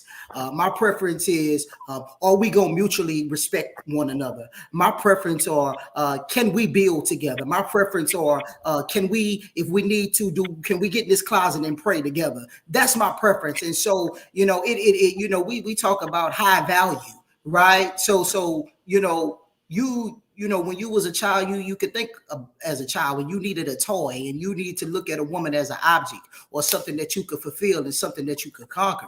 But when you get to the place and you done been to the place where you done build you a few bays and you done been the popular couple, you get a little bit older and you say, God, at this point, I just want peace. God, I just want somebody that if she gonna cook, I'm gonna take the trash out. If she gonna pay the light bill, God, I pay the car note. I just want unity at this point. That's my preference. I want unity. I want peace. I want abundance. I want happiness. I want love. And I could do without drama and appearances at this point. Lord. Peace is my preference. Nicki. Yeah, I think people who have these preferences and like to discriminate, I think the real root of it is self-hatred. It's really what it all boils down to. It's self-hatred. There is something that is within you that you see within that other person, which is what you don't like, is what you're rejecting. So I think that needs that just something that I think ideally needs to be dealt with. But then also, it goes back to, like, I'm thinking, like, who hurt you? who hurt you? Because somebody hurt you, because it's stemming from a place of hurt. And it's coming out, right? And it's just coming out, and you're projecting whatever your issues are with someone else. And I'm like Kaleb, I'm like, you know what, at this particular point, it's just kind of like, who is the person that you are supposed to be in covenant with? Because this is the thing, when it comes to marriage, first of all, everybody's not going to be married, because everybody's not called to be married, number one, because marriage is a ministry. And I think that that's the first place that I think that before we start getting to a place of what you prefer and what you don't prefer, you need to find out whether or not you're supposed to be married, because you're going to mess around and get married to somebody that is going to be literally a path of self-destruction, because you had no business being with them, because and then we have these people, right, that we are called to be married, but there is a process where we have to wait, and some people don't want to wait, and you end up marrying your Ishmael thinking that it's an Isaac. And so because you have now married Ishmael, you got to deal with everything that comes along with Ishmael, because you didn't want to wait. Abraham and Sarah didn't want to wait, right? So she had her handmaid lay down with Ishmael. Ishmael wasn't the promise. And so we have to learn how to, whatever your preference is, whatever that may be, you need to make sure that preference that you have is your Isaac. And that's your promise. Because if not, then you're going to have to deal with all of the hell that comes along with having an Ishmael. Ishmael looked good, but Ishmael still wasn't the promise. So you are then going to you are going to literally marry yourself out of an inheritance that has been destined for you, simply because you've chosen not to wait, because you're so busy focused on a preference. Your preference may very well be your Ishmael. That's going to be your preference, will be your Ishmael. It may not be your Isaac. So if you want to go ahead and marry what it is that you prefer, or what it is that you like, then you're going to have to take all of the hell and the high water that comes along with it. Because again, we talked about the difference between what we want and what we need. They wanted a child. They wanted an Ishmael, but they needed an Isaac. And so they had to delay themselves 13 years simply because they did not wait. This is the reason why I believe with some people, this is the reason why some people enter into a second marriage. That then they were like, if I had just waited, I wouldn't have had to go through all of that hell in the first marriage and to get to all of that in order to finally get to the second marriage, which is the marriage that I've wanted. But then the other part about that is because we didn't wait. There are times where a lot of people have married after the fact and they've not even been able to have children because they had to wait so long. Because it was outside of the timing of God, because they refused to wait. And so now they find themselves not being able to have children with that person because they're older. And then, you bring these, or you have where these blended families end up coming together, which is great, which is a blessing.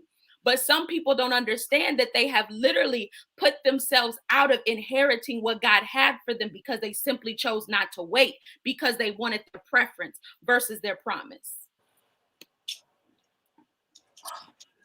Hey, you know what?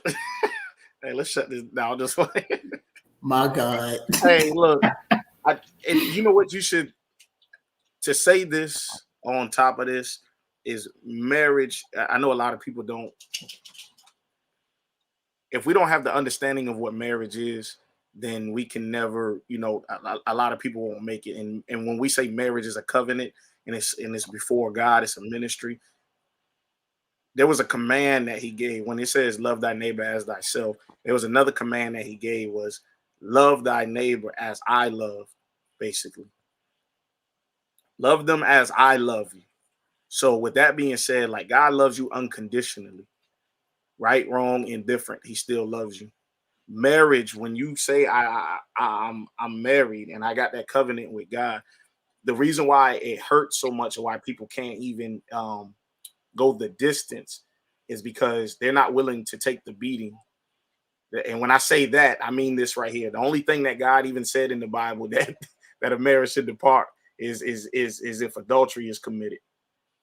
And so when I'm saying that is before you get to marriage, if the man a beater already, he a woman beater already, don't get into it already. I'm telling you all, if you know he doing this, don't get into it. If you know a woman doing this, don't do it. But when you get into that marriage, the only thing that he said that you should really depart from is adultery. And with that being said is because if you look at Jesus took a beating, knowing he was going to take a beating, willingly knowing that he was going to take a beating to reach the full purpose. And that when it's kind of like when it comes down to marriage, you've not done everything that God asked you to do, but he still loved you unconditionally.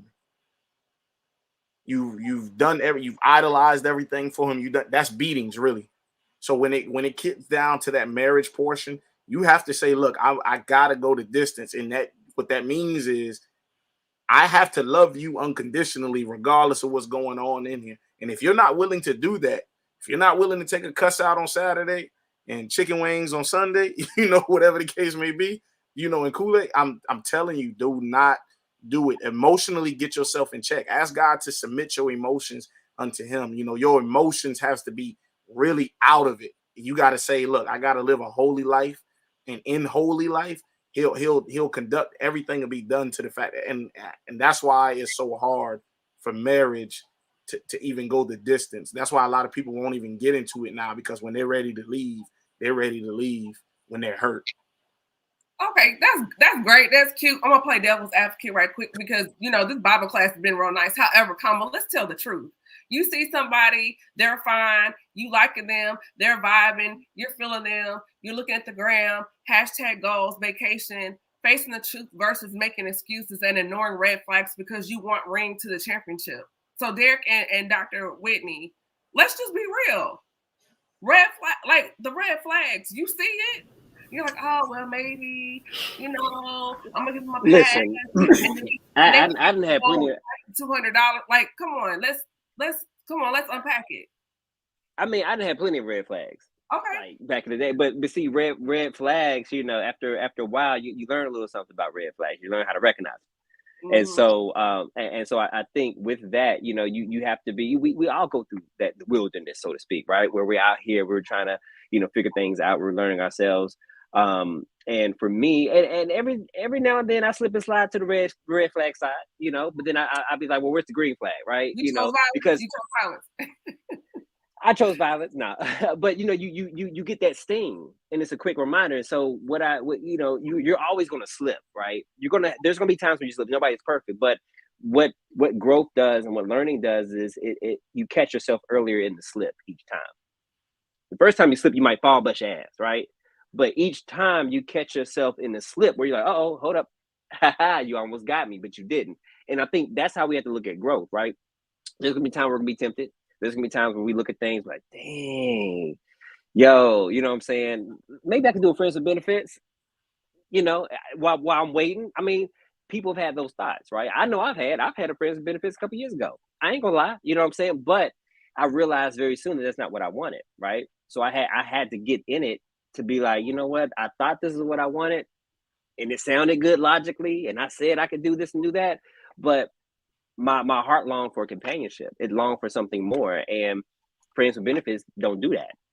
It can't. And so I think sometimes you have to go through to get to the point where you actually realize and have that enlightenment moment where you're like, wow, like I did some effed up stuff. I made those mistakes. I was the red flag in some moments, right?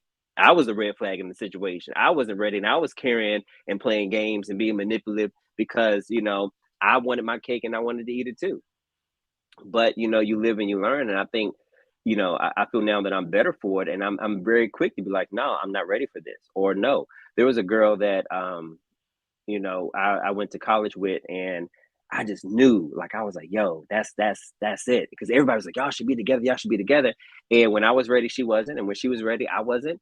And you know, she just got married not too long ago, and I felt released because I felt the pressure to make her something because of everybody else said that we should be together. But really what it was is we have a beautiful friendship, and I would never trade that for the world. And I call her right now and things of that nature. And so I'm like, what if we would have tried to force and make something happen just because of what other people said, or because I was rushing to have the life to get married because somebody said I didn't have married and have kids and all this other stuff. Like, I don't even know if I want to have kids. And I'm open to God changing that. And I always say, God, this is what I'm saying now, but you have the free reign to change and shift that through life experience. So I am open to having children. I don't know how it's going to happen, and that's okay, because I'm not supposed to know how. He's working that out. And I think a lot of times we get stuck in the how. Oh, how I'm gonna do this, how I'm gonna do that, how I'm gonna do that. And God's like, I got the how under control. I just need you to move. I need you to work. I need you to be obedient and do what I say to do. And so that's where I am. I even told my mom, I said, hey, I don't know if I'm gonna have kids or not. I gave to God, but while I'm doing that and while he's working on whatever he's doing behind the scenes, I'm still walking and doing what I need to do. And you know, when he reveals it, he reveals it. And if it doesn't, that doesn't mean I still can't be an impact. That doesn't mean I can't still have a legacy. And I think that's the conversations and the openness that we have to have. Like, God, how are you going to use me? Because how you use me is not how he's going to use Sealz or Kaleb or you know, DA Smalls or Nicki. He's going to use us all very differently based on his purpose and what he has us to do and how we're uniquely aligned to do that, and only we can do it. So I know I went to the red flags and came back to the Bible study, but I mean, I think that's how we look at life, because we're all sinners, right? We've all slipped up. We've all done this. We've all done that.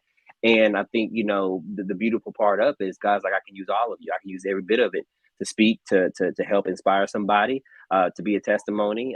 Because a lot of times when people look at us and they be like, y'all always had it together. No, I haven't. The other day I didn't have it together. But you know what? I'm still showing up and I'm still here. And you know, and by example, I'm going to show you how to be. I'm not going to tell you how to be. I'm going to do my best to live it. That's good. I really like that, Derek. And as you were talking, I just started thinking about my life, and I'm like, man, you know, I'm on the other end of the spectrum as far as age. I'm not going to call out my number. If you know, you know, whatever. It's all good. But it's just like, you know, I'm over here going out, being cute, table of one. And for a while, I was having that anxiety because, you know, I've been in many weddings. I've been the bridesmaid. I've been the matron of honor. And I went through that phase where I was kind of like, when is it my turn? And it flustered me. But then when I hit the clear, because there's life on the other side of that, and I realized I'm in the best space right now. Because if I want to travel, go, I'm not obligated to anyone. And it's not about me not wanting to be submissive or anything like that. But I had to realize right now in this space that Camilla's in right now, God is really molding and cultivating me and fine-tuning my ear. And so God's approached me. I don't look like a mud duck, so I'm like, God stepped to me. But because I see the physical, but the way God is shaping me now, they're walking to me and they don't even realize I'm looking at them through a spiritual lens, and a 30-minute conversation, I'm listening, and I'm watching and I'm like, no. And I can very easily say, no, thank you. And it's all you're being bougie and stuck up. No, because you don't even realize you're talking to me audibly, but I'm listening to you with another ear. I'm watching you with another eye. And so now those red flags, I'm able to decline a lunch or dinner. I can feed it's not about, you spending $200. I've had somebody, spend whatever on me for dinner. But and during that lunch or dinner conversation, I've been able to just, sometimes women, we're so quick to talk, but sometimes just sit back and eat the apps and just go, yeah, and he will reveal himself, but give him the space, because we can be so, oh my God, he's so fine and he's and get caught up in the packaging. We don't take time to pull out the bubble wrap and the packaging and dig through those contents, because the box may be gorgeous, but at the bottom, sis, it probably is a Cracker Jack whistle. They don't even, it don't even work, but you can't even find it out because you're so caught up in the ambiance of what you see on the exterior, and inside it could be foul, and that you got to give time for that to be revealed to you. So for me, being single right now, and I'm really enjoying this space, because now, even like today, I had a conversation with someone about some things, and being able to lace things together and realize like, I dated this person because I was in this space. Because sometimes, like, I made my shirts, and it's out there, good black men still exist. I do, because I've known women that say they want to throw away, come on, Derek, represent the whole demographic, because maybe, sis, you chose wrong. Maybe you chose out of a place of brokenness or neglect or rejection. So yeah, every black brother you picked was probably not for you. So you got to go back and investigate and take inventory of your your selection process. Because yeah, I've dated some dudes that were trash, but when I went back and traced that thing, where was Camille in her life when I selected that person and allowed them to stay when they approached me?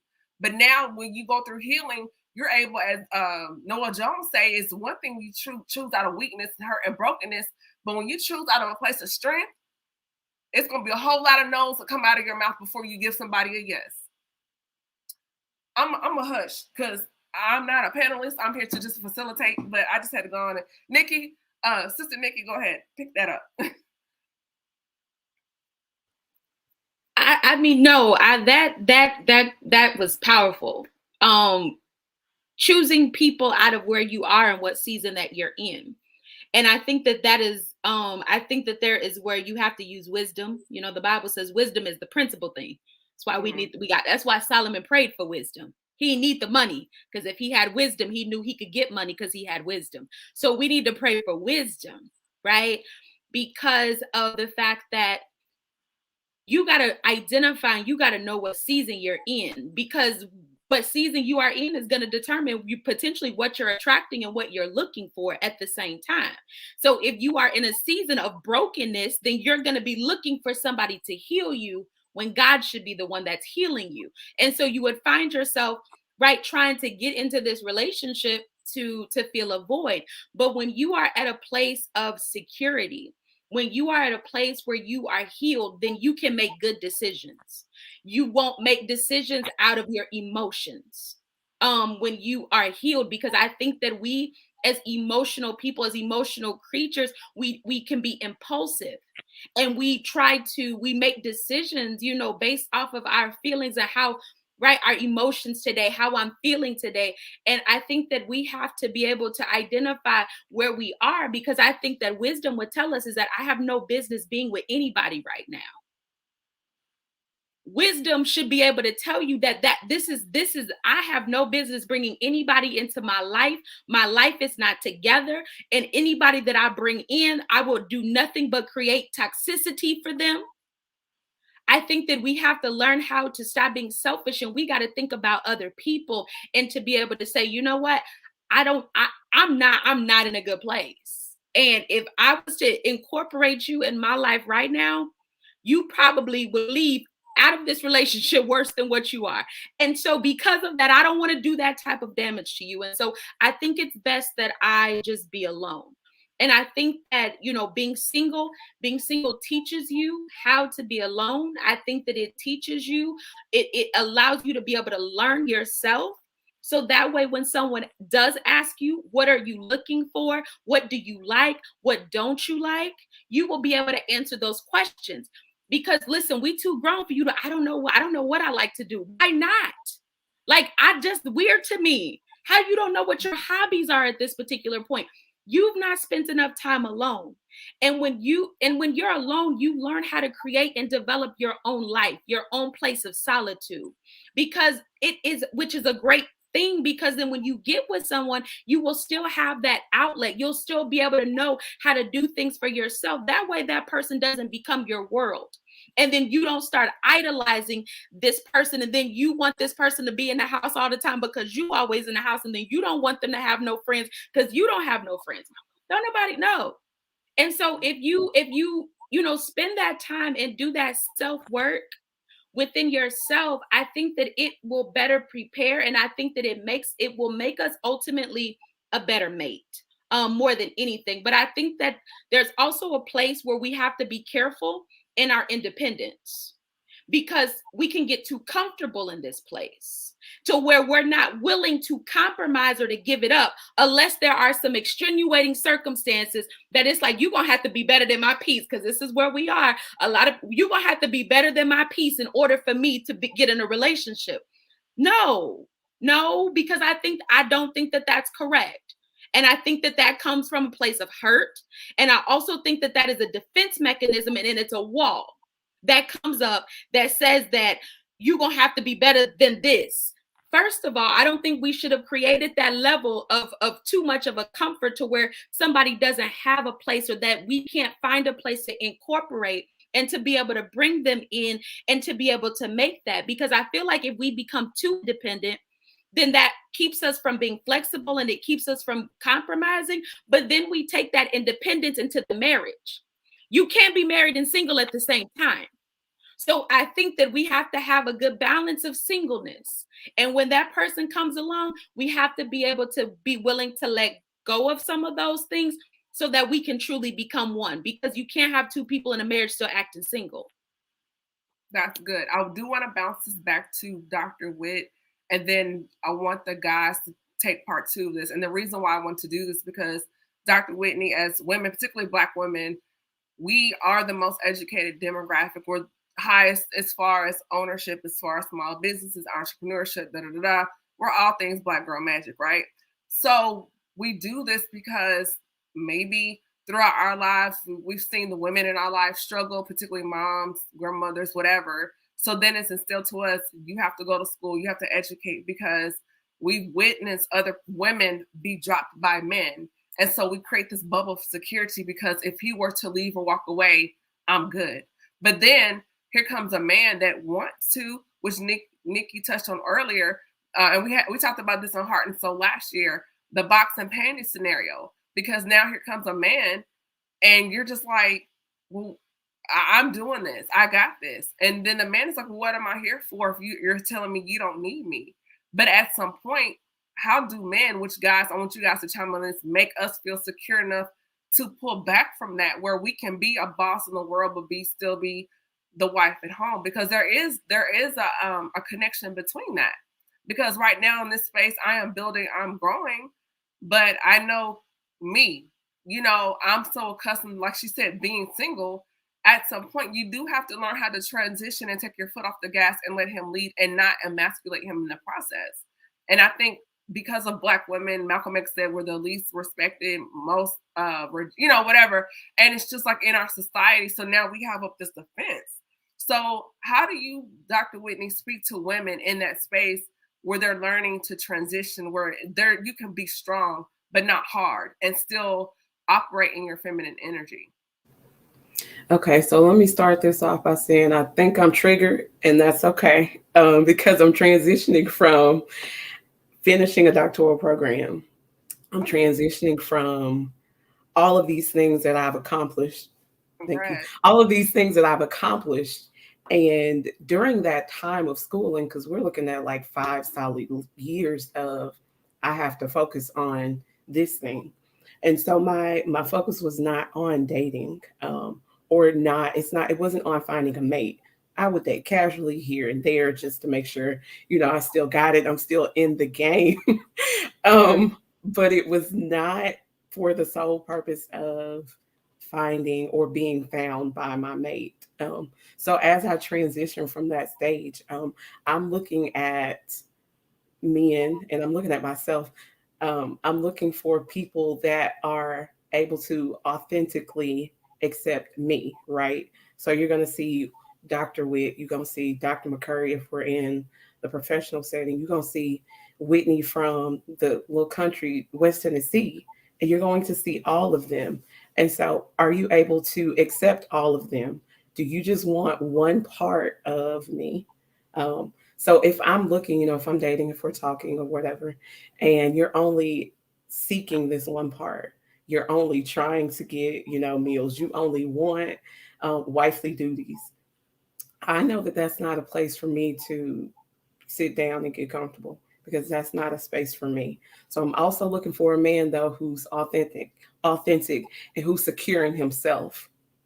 And so when I see security, come on, Nicki, come in a minute. When I see that security, and it's not like a C with a natural eye, because I love swag. Like, I love it. I'm here for it. I love intelligence. I love protection. And sometimes we think that we want, like the hood guy because we want protection. That's not it. But I like all of those things.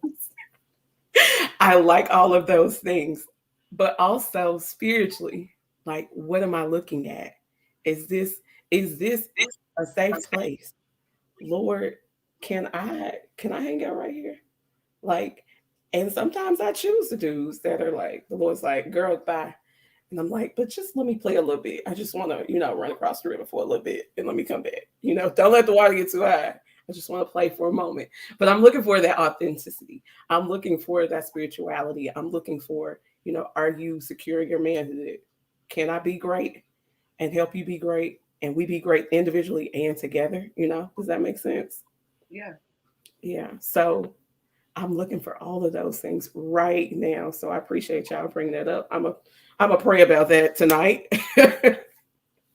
and come back. Yes, that's good.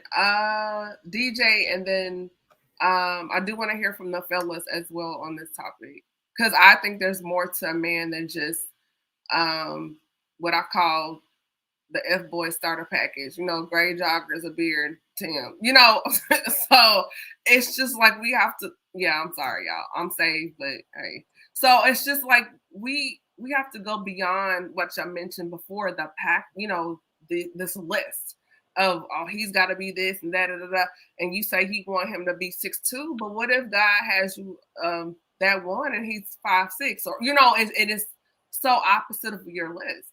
So, gentlemen, when you meet a woman and she's a boss in the streets, educated, and let's take all that away, but in your role in dating and vetting this woman, because now we're talking about the vetting process, how do you make her feel comfortable in the space? And I'm not saying comfortable to manipulate. This is for the good men, the real men. When I ask this question, when you're like, okay, I'm ready to kind of have the talk with her and say, hey, I'm really interested in where this could go, to where she's willing to put down that wall and really open up to you. And it's not about the degrees and the titles and the followers and whatever. It boils down to action.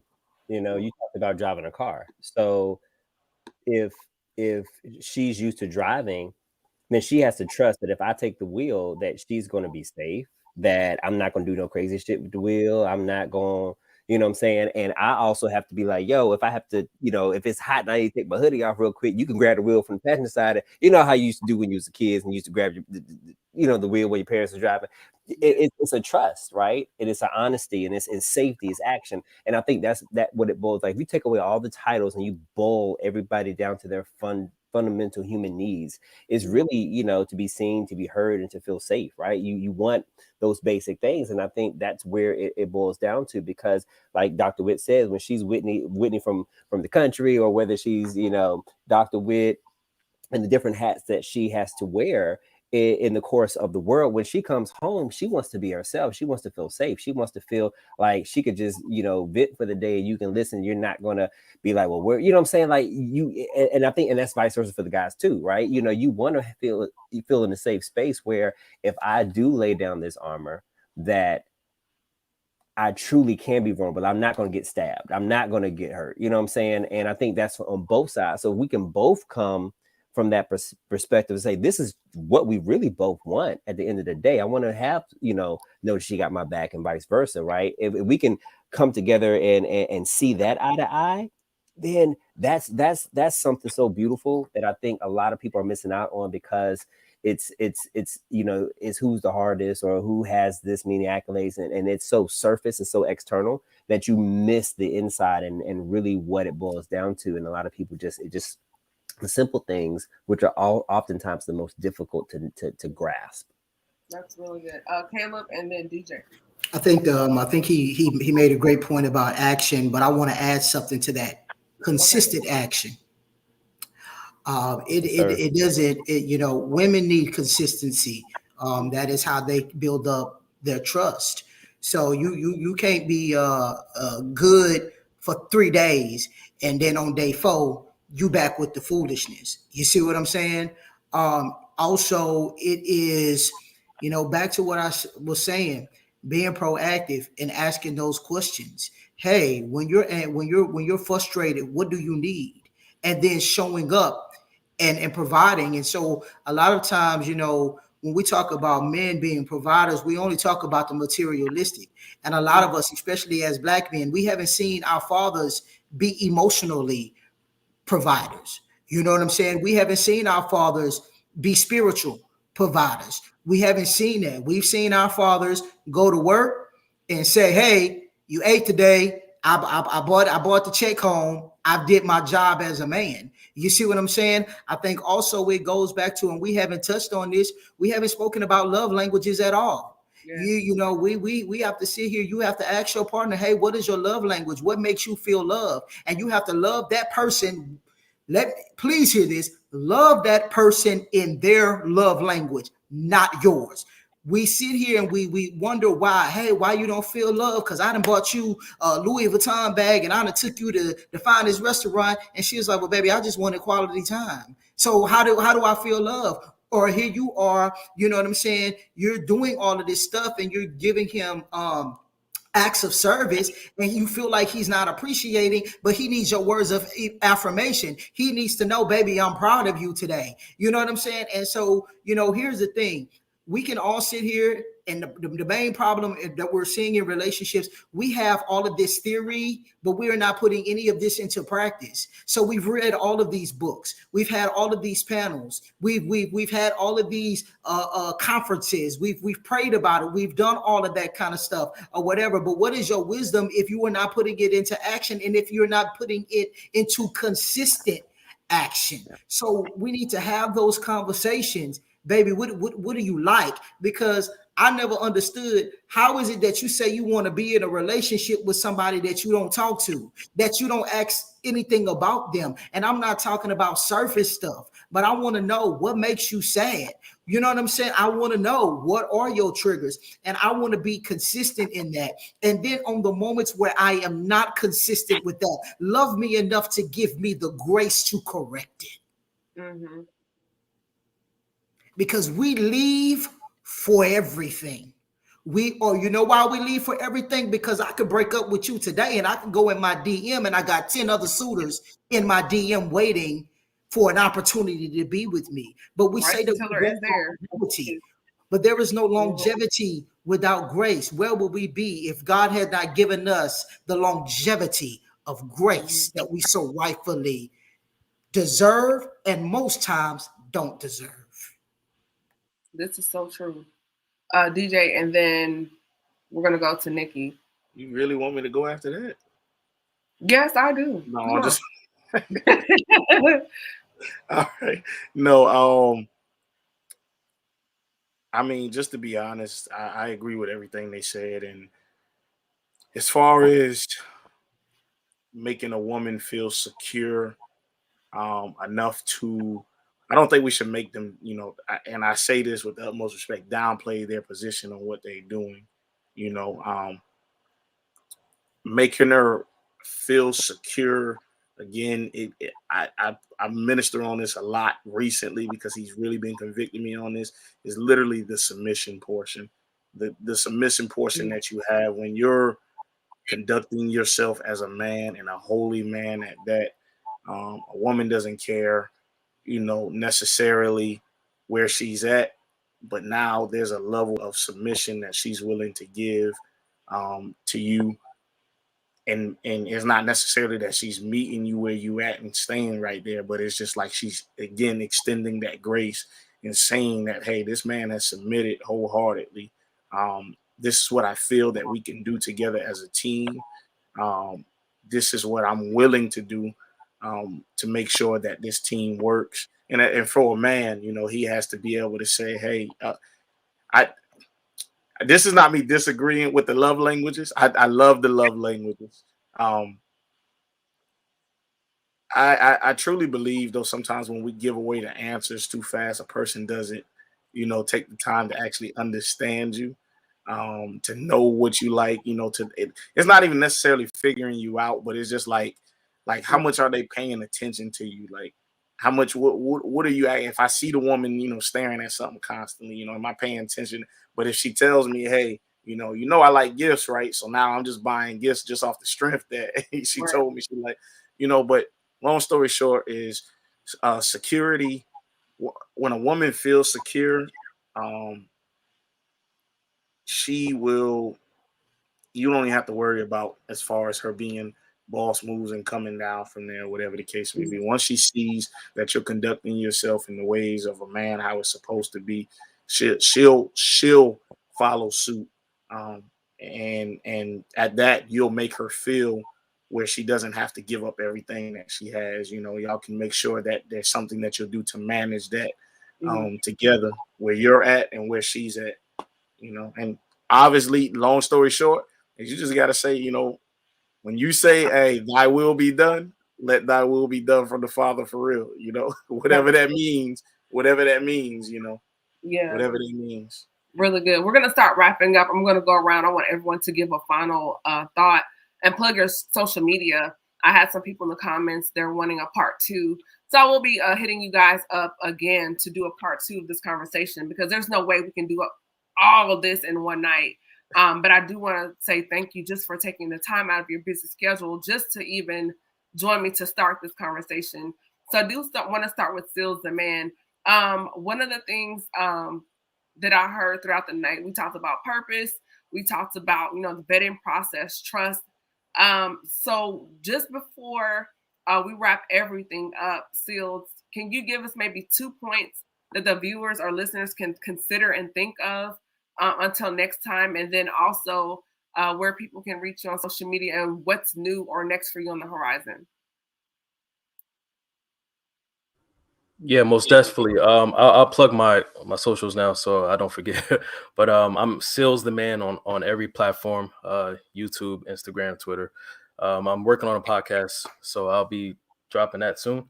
And yeah, so one thing I want to point out is, I want to make sure everyone that are joining us in the audience today is that you be prepared for what you pray for, right? Be prepared for what you hope for. Be actually prepared for the things you want. So you see a lot of people hope for the things and wish for these things that they want, but then when they receive them, they're not ready to assimilate them in their lives. I remember when I was 17, man, I was like, yo, I want a Lamborghini. Oh, what? I was 21. I want $1 million. But thankfully, God didn't give me those things, because if I would have got $1 million, I probably wouldn't be here today. If I would have had a Lamborghini back then, I probably wouldn't be here today, right? Because there's a time and place for everything, as my grandma always says. So when we pray for these things, when we want these things in life, make sure that we are working towards hopefully attaining these things. So when it does come, we are ready for it. A lot of us chase doors that are purposely locked, right? And now we're trying to find other doors that looks like that locked door. So now we're finding ourselves in all these other relationships. We're finding ourselves in all these toxic situations, all these things that looks like what we are looking for in life, but we are not, it is not called to us yet, right? So make sure that you prepare yourself, you work towards that goal. So when the time does come, you can receive it all, bask in the glory. You don't have to worry and go in a mental frenzy because you finally got this thing and now you don't know what to do with it, right?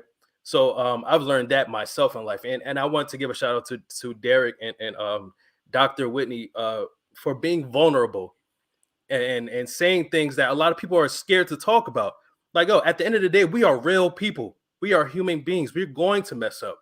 We're going to have our little cheat days and all that stuff. But and I also counsel youth, and I always tell them, like, yes, I'm a man of faith, but I always have to make sure I talk to them in the ways that they can understand and let my light shine as well.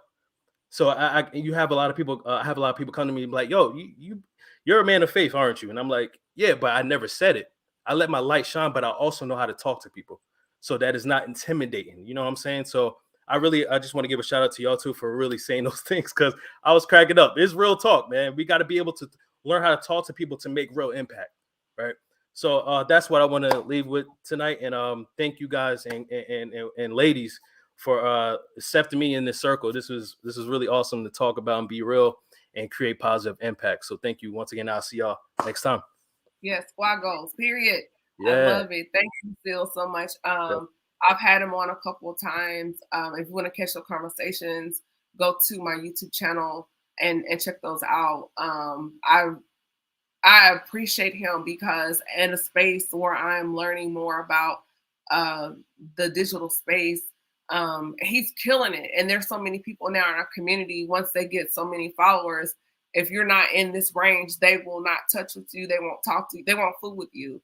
And even though I'm a small fish in this big pond, he's really taking the time to say, hey, look at this, do that. And I'm truly appreciative because there's not a lot of people doing that. And he's done that for me selfishly. And anytime if he's sending a message, hey, look at this, I'm doing it. And it's just, it means a lot because like I said, there's so many people out here that are not willing to share information unless you're paying me and I believe in paying it for, because it's not always about the dollar, it's about sowing the seed. And so anytime somebody does it for me, I'll return the favor. So, and I'm not saying y'all blow up my phone, but there's been people who say, hey, what about, and it's just, you have to remember, if you want some things, you got to give some things. So I just wanted to openly give him his flowers and tell him thank you just for seeing this brown girl from Tennessee and just, helping me to grow in this space. So Sealz, thank you. DJ, final thoughts, social media and what's going on, what's new with you? Final thought.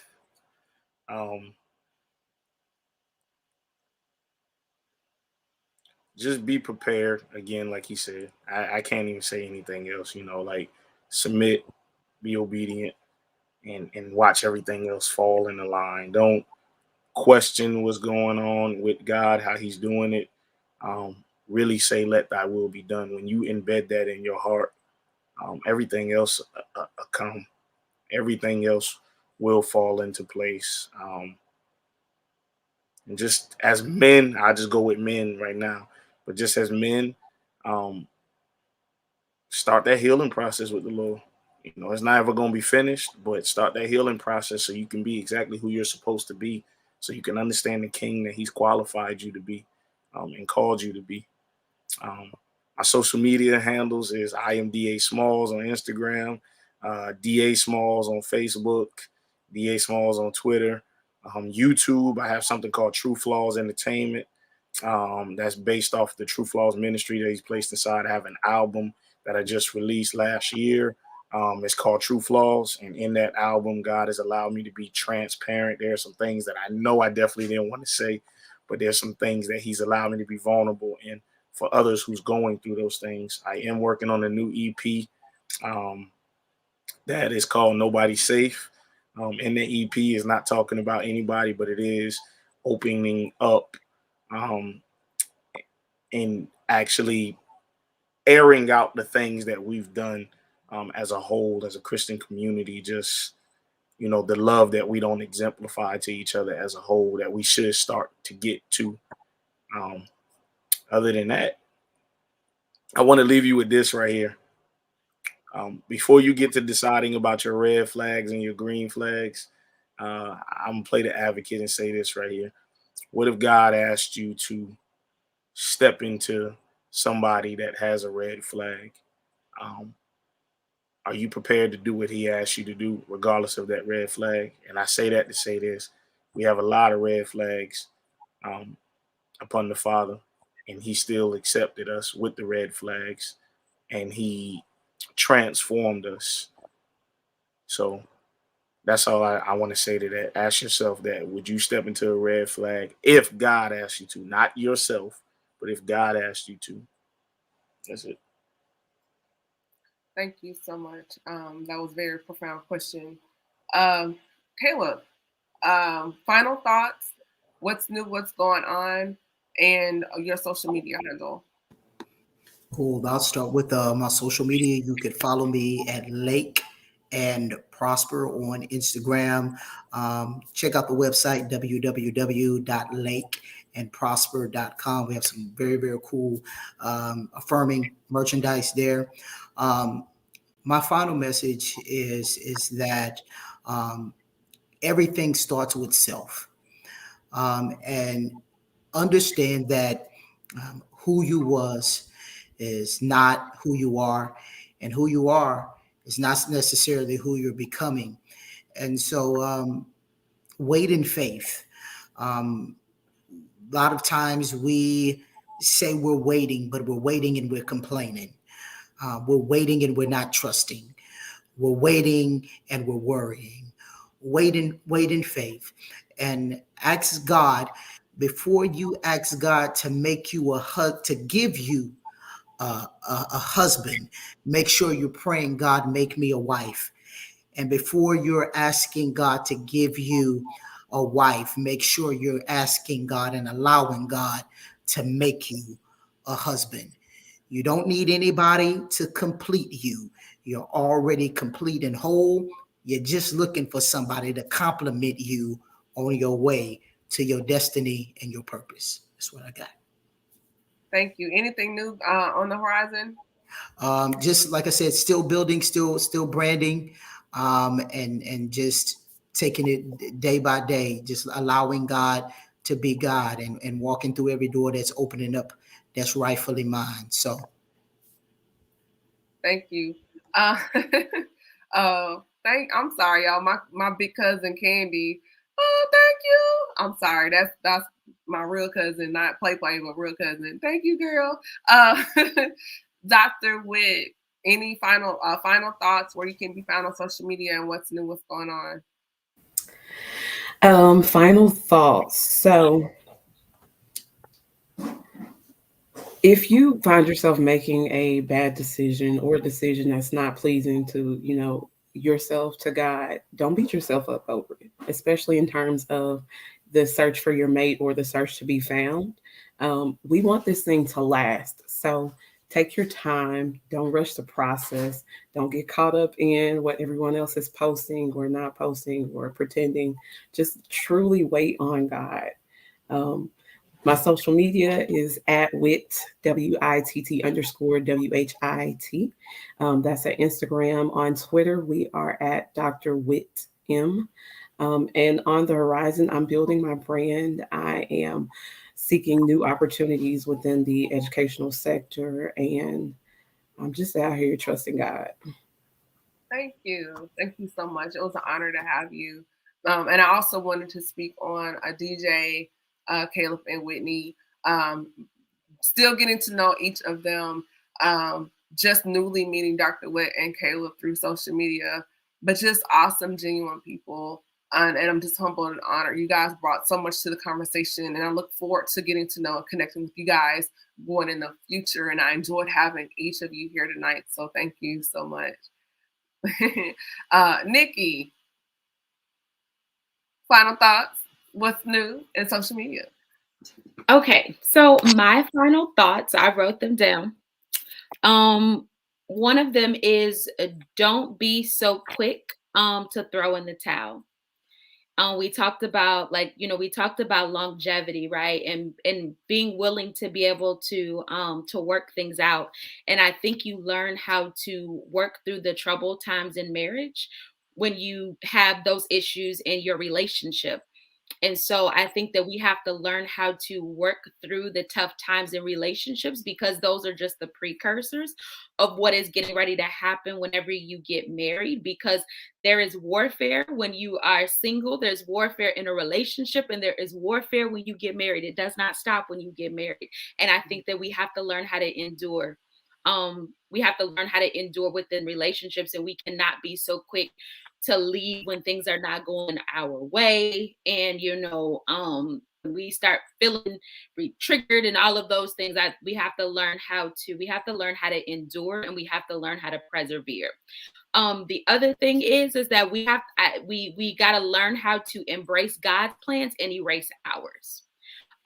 Because when we embrace his and when we let go of ours, he ends up giving us the desires of our heart, which ultimately are his desires anyway. So I think that we have to learn how to, because when we erase ours, we also erase our expectations, because I think that that's sometimes a part of our problems. We have very unrealistic expectations. So those are just going to be my takeaways that I have. As far as for me, so you can follow me on social media. So my business page is inlin_strategist. So that's inlin_strategist. That's my business page. You can also follow my podcast. I just released my podcast, which is called Queens Connecting Over Coffee. I just released it a couple weeks ago. So you can follow the podcast page on Instagram, which is QCOC_podcast. So that's QCOC_podcast. And that's pretty much it. So new episodes are coming out every other week, but other than that, we just out here doing what God is saying to do and just being obedient. That's it. So thank you for having me. Camille knows I love her. And I don't know why she keep bringing me up here, because she know I don't act right. I don't act right, Yes, but yes, I love her, and she knows I love the space that she creates. And so, keep doing you, keep trusting God in all that you are doing. And so it was absolutely a pleasure to be in this space with each and every one of you all. Y'all are so dope and y'all are so amazing. And I just want to shout everybody out that's here as well. So it was great to converse with you all. So thank you. Yes, you are welcome. I'm sensitive. I cry in a minute. But girl, if you know me, I'll cry in a heartbeat. I'm very sensitive.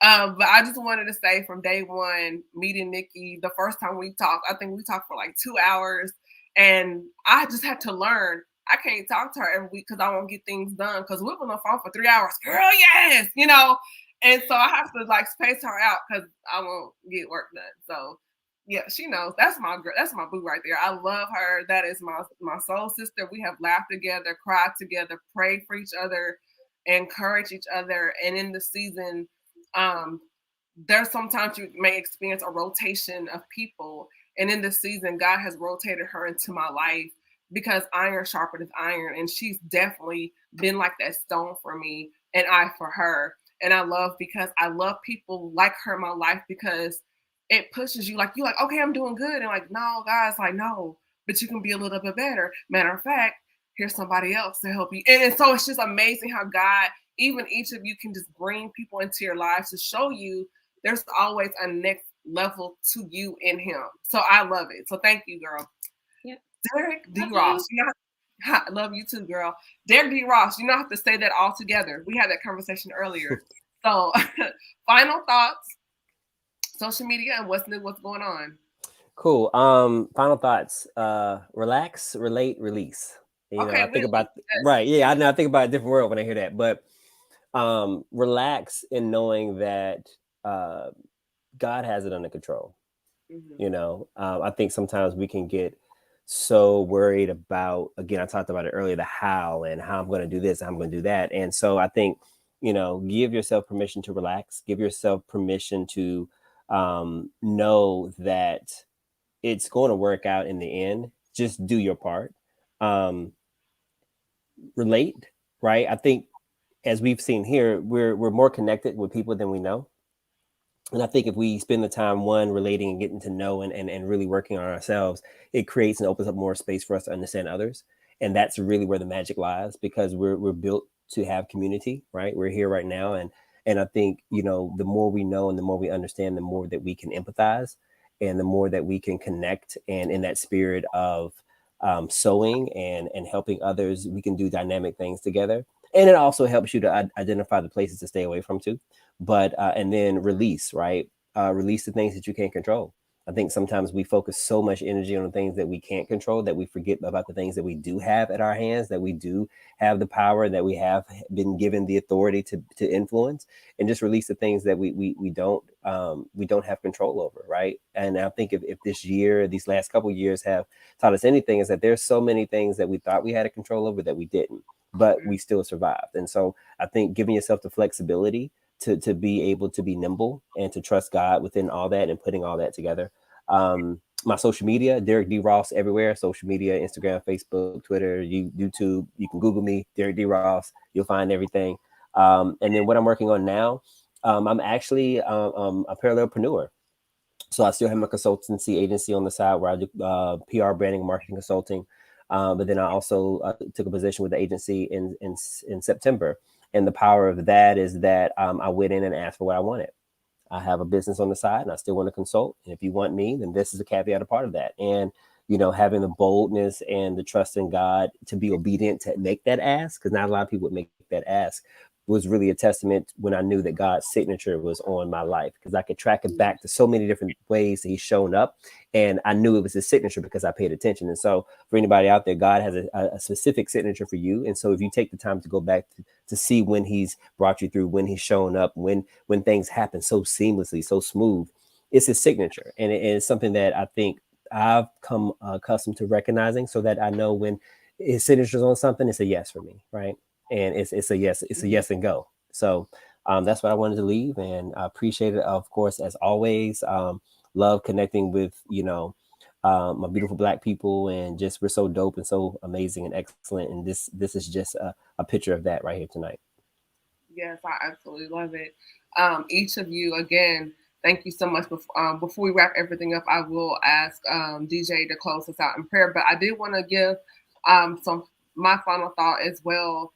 And as far as my social media, just to keep in tune what's going on. So I would say as a final thought to the ladies, and I'm going to say this,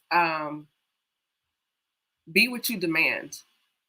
It's not fair to him for you to demand something where you're not even attempting to put in the energy to be half of what you asked for. So if you're saying you want a certain type of man, a certain caliber of man, check your actions. What are you doing to build yourself to be the type of woman that will complement? Because we scream purpose. We have to remember he has purpose and vision as well. And so as women, we have to be in a place to where not only we have this, like I said, the cater to you mindset, but you have to be able to go to God on his behalf, because there may be some things he may not ever communicate. So you have to be in a place spiritually where you can pick him up in the spirit and then go intercede for him and not even say a word. Or sometimes if he does something and he hurts your feelings, you're not lashing out at him. And like I said before, weaponizing, but then you go to God and say, well, God, I'm feeling a certain type of way. And if he's a man that's submitted to God, God's going to check him on how he handles you. And then he's going to come to you and that situation will be rectified. So we also have to take into consideration where we are. Mind your speech, mind your actions, heal and deal with the little girl within you. Because what you don't want is that now your little girl is beefing with that little boy in him, because now it's going to be a space for contention, and the purpose and the assignment will not be accomplished because now you two are back and forth. So I would say to that, just take some things into consideration. Also in this space, enjoy being single. Last summer, I took myself to Puerto Rico, had a great time, and it wasn't because I couldn't have gone with somebody or whatever. It was just something I wanted to do for myself. I had just finished graduate school, wrapping up my master's degree. It was my birthday. Instead of me waiting to get flued out, I took myself and had a great time. So it's like, sis, the world doesn't stop. Live, explore. Because you on that flight, you might meet your husband on the plane. But how will you know sitting in the house eating ice cream, watching Shamar Moore all day? It's not going to work. You got to get out. Mind your health, meaning your mental wellness, your physical wellness. Don't let yourself go because you're sad, single, and lonely. Still maintain. Go for a walk, run 30 minutes, or do intermittent fasting. Or Nicki and I put each other on a 21-day challenge where we did no sweets and whatever for 21 days, just to have that accountability. So there are people there that you can connect with and create a circle. Go volunteer. I'm joining the grad chapter for my sorority. There's so many things you can do, but don't just sit here and twiddle your thumbs idolizing marriage, because it's like, are you doing this because you want a wedding? Or are you preparing for the relationship? Because you can spend $20,000 on a wedding, but never took time to invest in the marriage. So invest in yourself now as a single woman. Work on your prayer life, work on your finances, whatever it is you need to do. But sis, don't stop living. There's a whole world out here waiting for you. So with that being said, what I have going on, Good Black Men merch is available. The collection is here. Some people have asked me, why did I create it? There's two reasons why I created this line. One, because I'm not a Black man, but we see out here what they're dealing with. And you have so many narratives and stories telling them what they're not. But yes, there are good Black men out here. They're here right now. We've been talking to them all night.